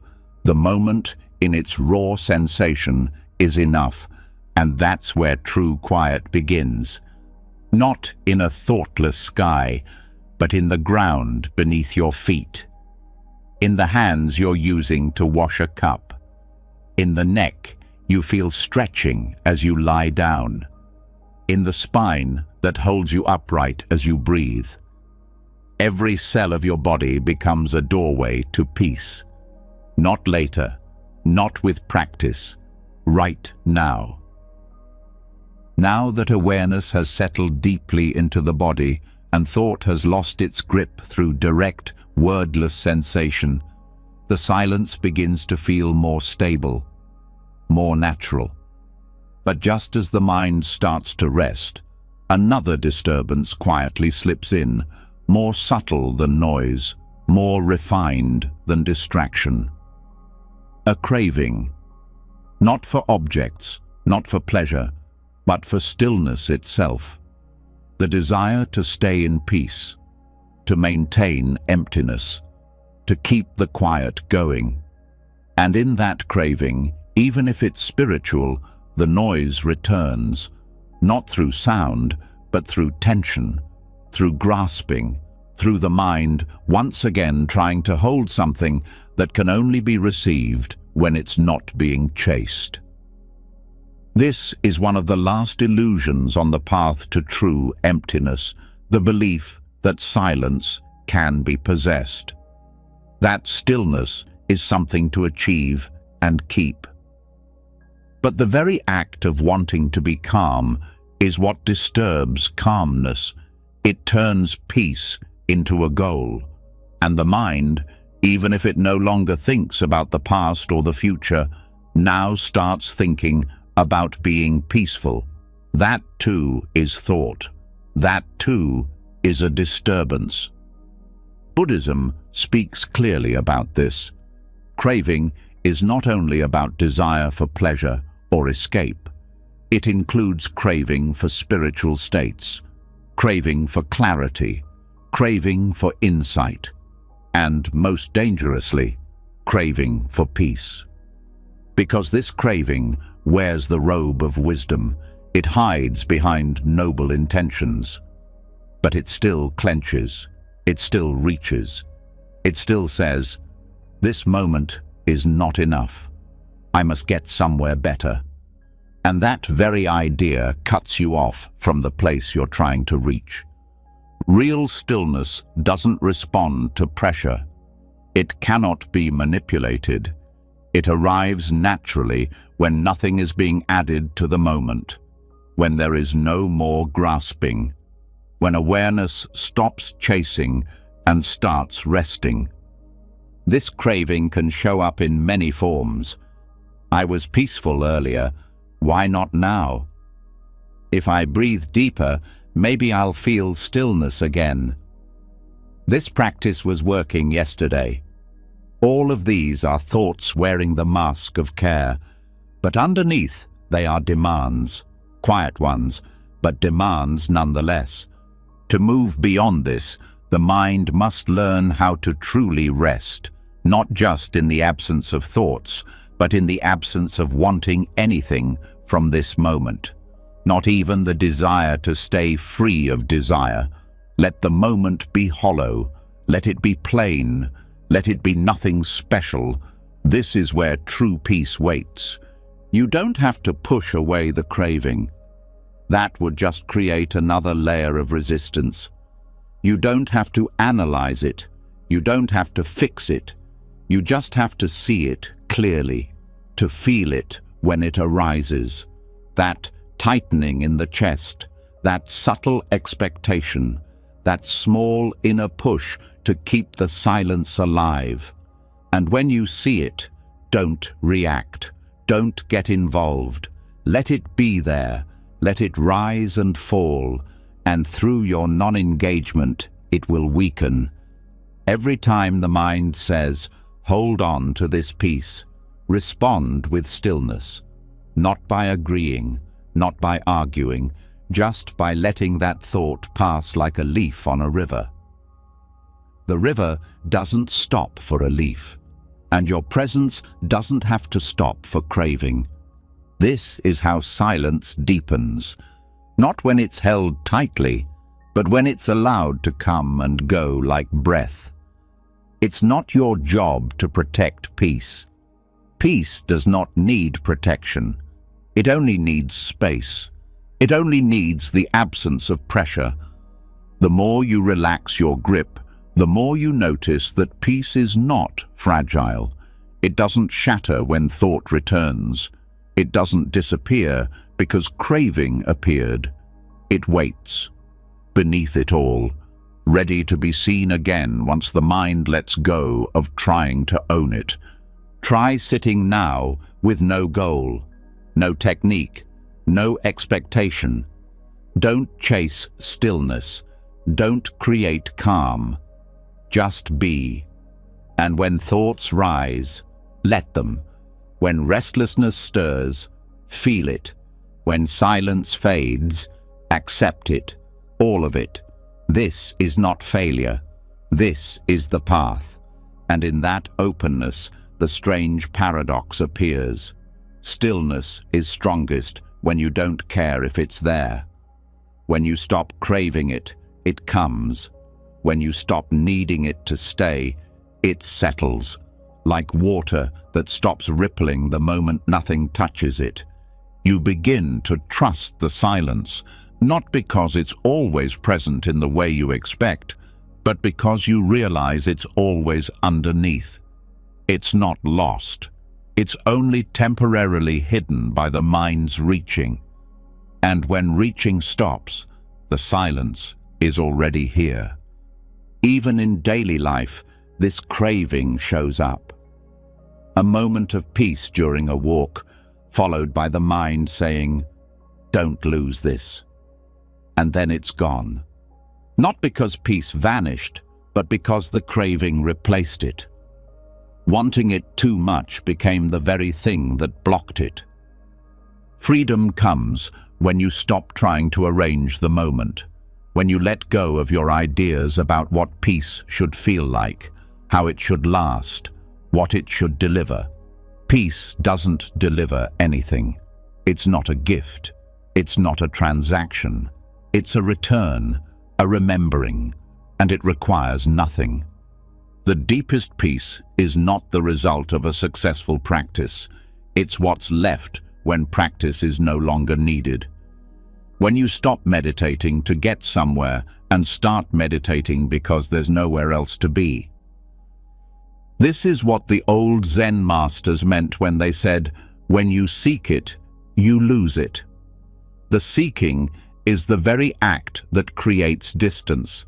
But when you stop, when you truly stop, not out of apathy, but out of trust, Then it arrives, quietly, gently, without announcement. And it doesn't stay because you earned it. It stays because you stopped asking it to. You stopped performing for it.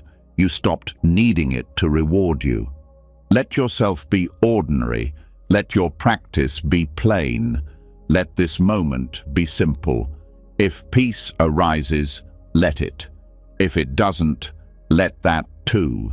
Don't wait for silence. Don't chase calm. Sit in the middle of whatever is happening and let it all be enough.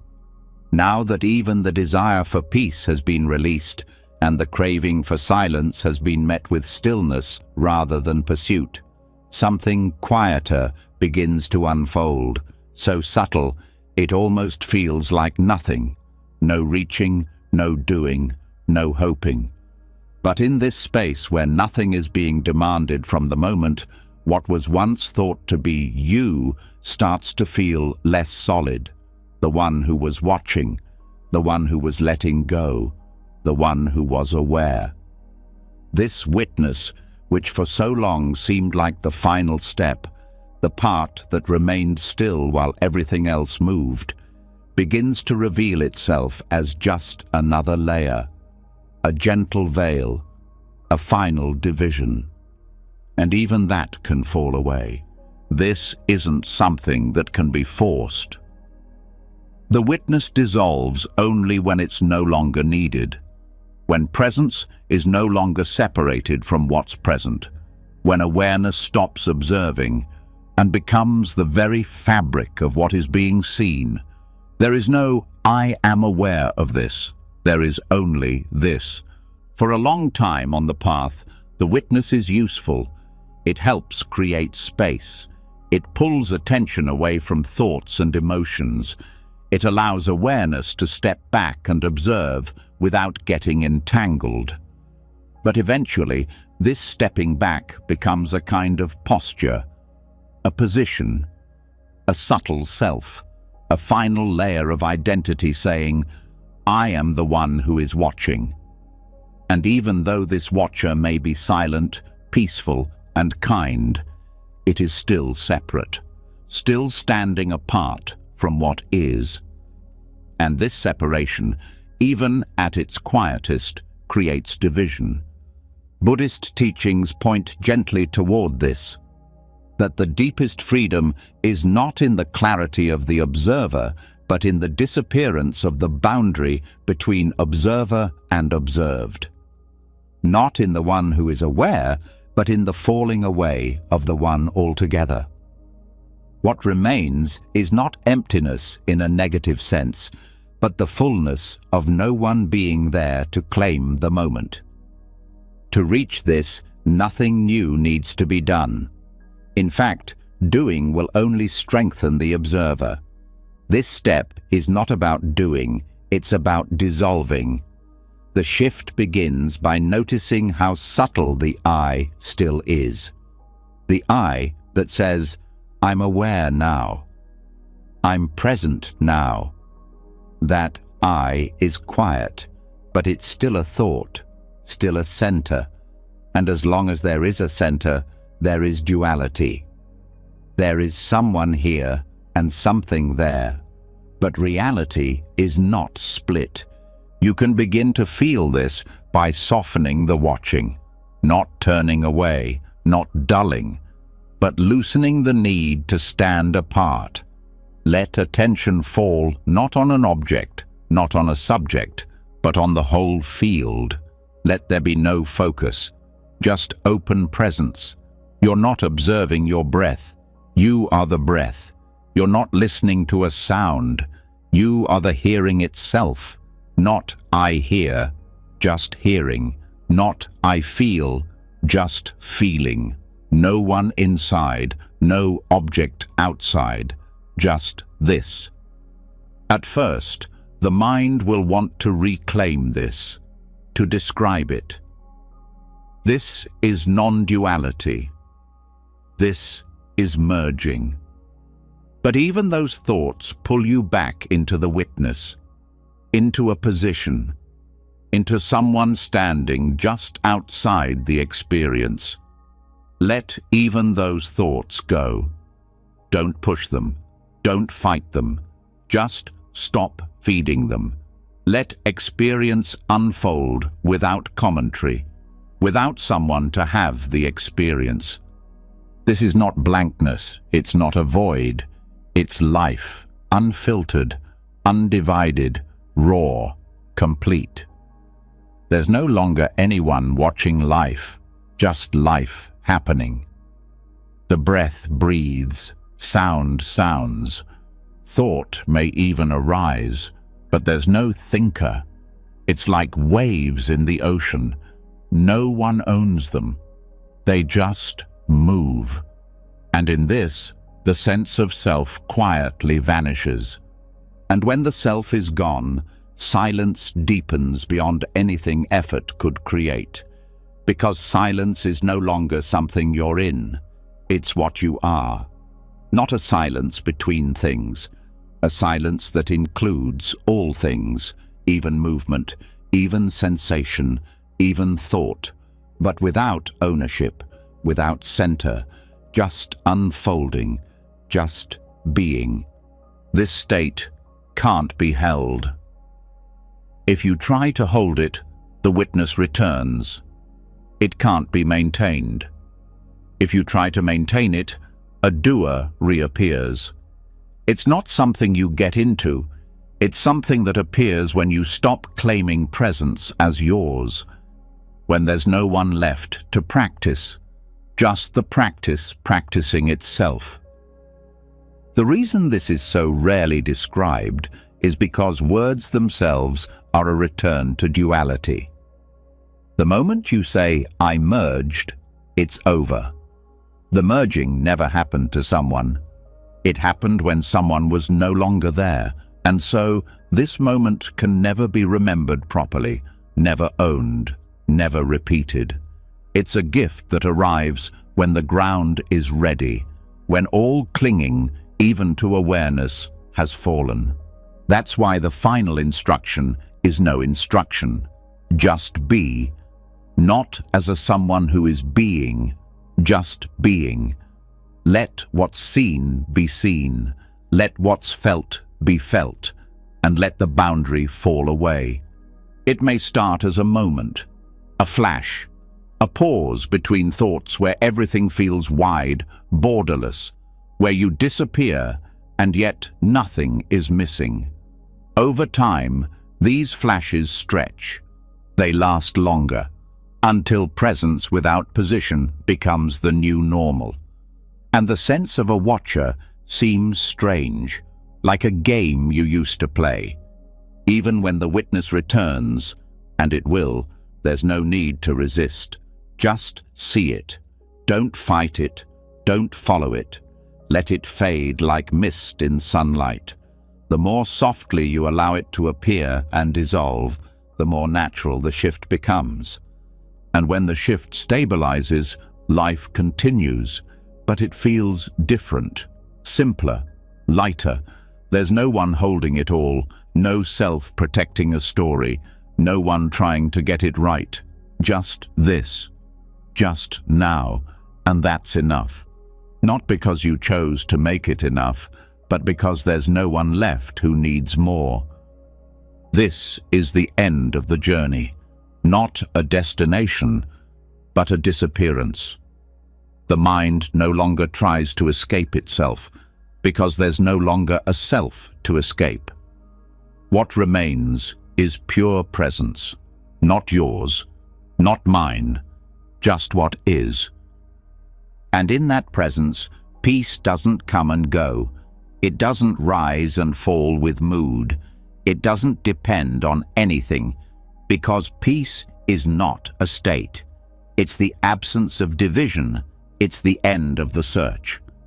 Now that the witness has dissolved, and there is no longer a center from which to observe or manage experience, the mind enters a deeper stillness, one that doesn't rely on awareness as a position, but flows as undivided presence. Yet, even here, in this openness, one final habit remains: It doesn't shout or pull. It whispers, it waits, a barely noticeable tension, like a thread in the background, waiting for the next thought, waiting for the next insight, waiting for the next thing to appear. And that waiting, gentle as it may be, is still doing. It is still a form of reaching. And that reaching keeps the mind from completely falling into rest. This anticipation is subtle. It's not the kind that anxiously hopes or nervously plans.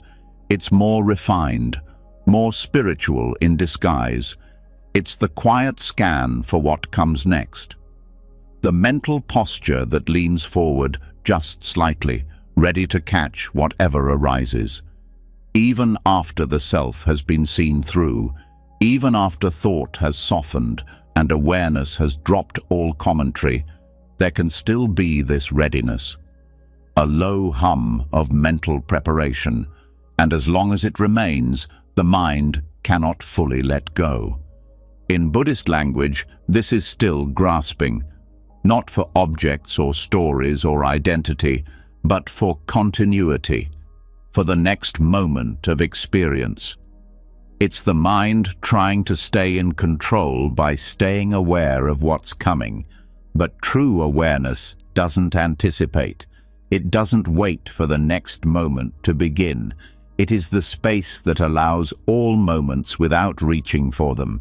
This is where the deepest surrender begins, not of effort, but of expectation. The expectation that something will happen. That thought will return. That silence must be maintained. That awareness should stay awake.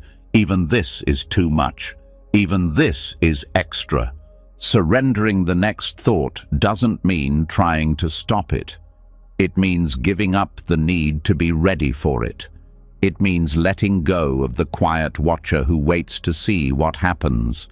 It means resting in such complete openness that if nothing arises, that too is allowed.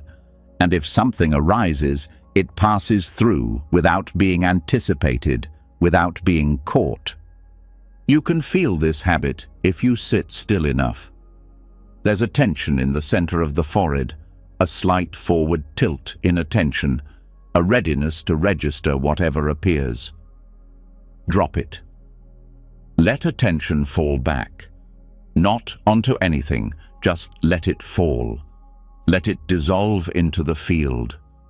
The mind may protest. But what if I lose presence? What if a thought sneaks in unnoticed?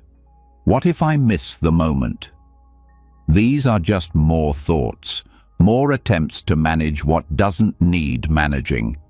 You can't miss now, because now doesn't need your readiness. It only needs your absence of resistance. In deep meditation, this anticipation often shows up right after silence begins to feel stable. The mind, unused to not doing, quietly prepares for interruption. It waits for the thought that always comes. But this very waiting prevents the depth from deepening. It keeps the mind in the role of the gatekeeper, and as long as the gatekeeper is there, something is being held. What's required now is the simplest form of letting go. Not letting go of emotion or narrative, but of readiness itself. Let attention rest so fully that there is no one left scanning the horizon. Let the breath rise and fall without waiting for it. Let the next moment come without leaning into it. Let thought appear or not appear without watching for it. This is pure allowing, the end of all positions, not even a stance of being open, just openness itself, not even a preference for peace, just space, untouched. You may begin to notice the body letting go in a new way. The muscles of the face soften, the tongue rests on the floor of the mouth, The eyes, even closed, stop directing energy.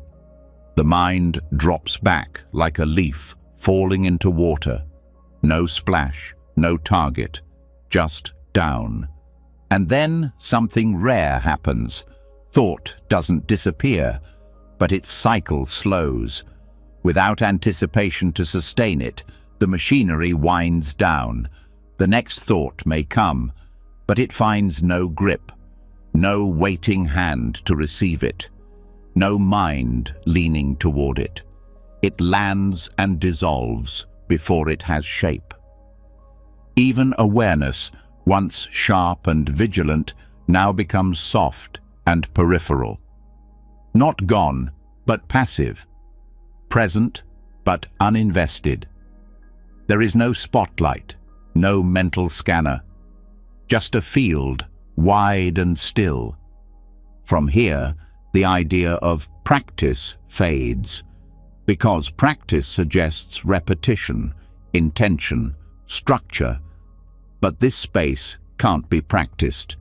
It can only be returned to through the deepest surrender. Not a surrender of discipline, but of interest, of effort, of holding. Let even the impulse to be aware be released. Awareness doesn't need your help. It doesn't need to be kept alive. The sky doesn't need you to hold it up.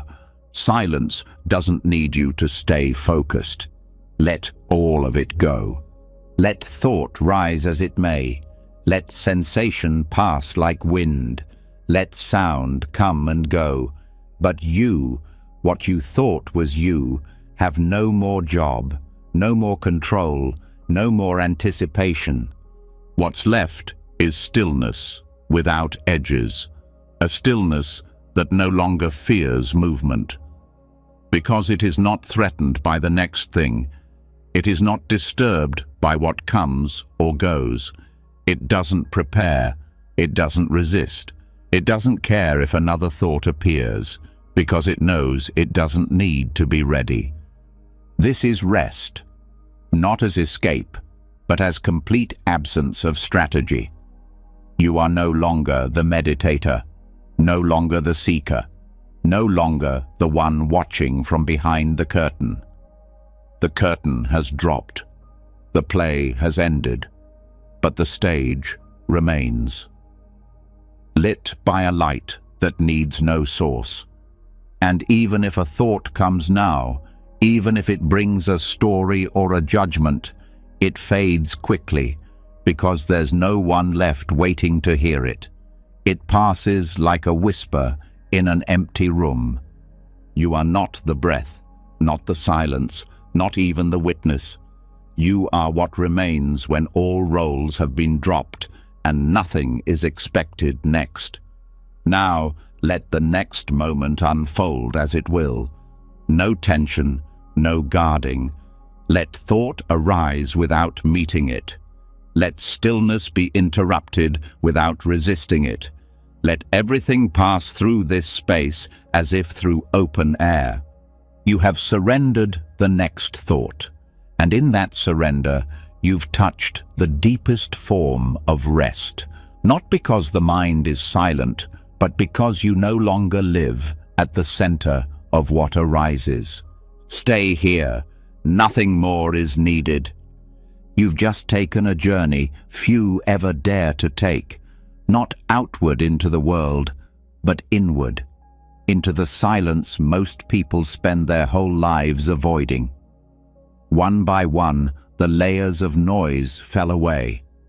Thought was seen for what it is, not truth, just movement. The need to get it right, let go. The craving for peace, released. Even the witness, the final quiet watcher, dissolved into stillness.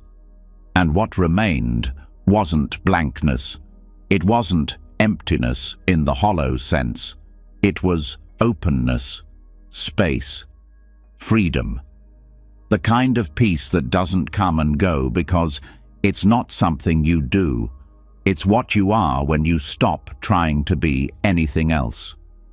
You learned how the mind fills itself through naming, watching, remembering, judging, striving, and with each lesson you loosened the knot. You rested between breaths. You stopped chasing the next thought. And slowly, gently, reality stopped being something to manage and became something to merge with. No edges, no center, just this, pure and present. If something inside you feels different right now, don't rush to define it. Let it settle. Let it deepen. The more you rest, the more it will reveal itself. You don't need to hold on to anything you learned. True understanding lives in what you don't carry. Now, take a breath. Feel the weightlessness. And if these teachings brought even a moment of peace, consider writing, "I am the silence," in the comments so we know you made it to the end. Let us know what shifted in you, and if you want to keep emptying the mind in the most beautiful way possible, subscribe and turn on notifications. This is just the beginning of your return to what was never lost. Now close your eyes, let everything go. The silence knows the way.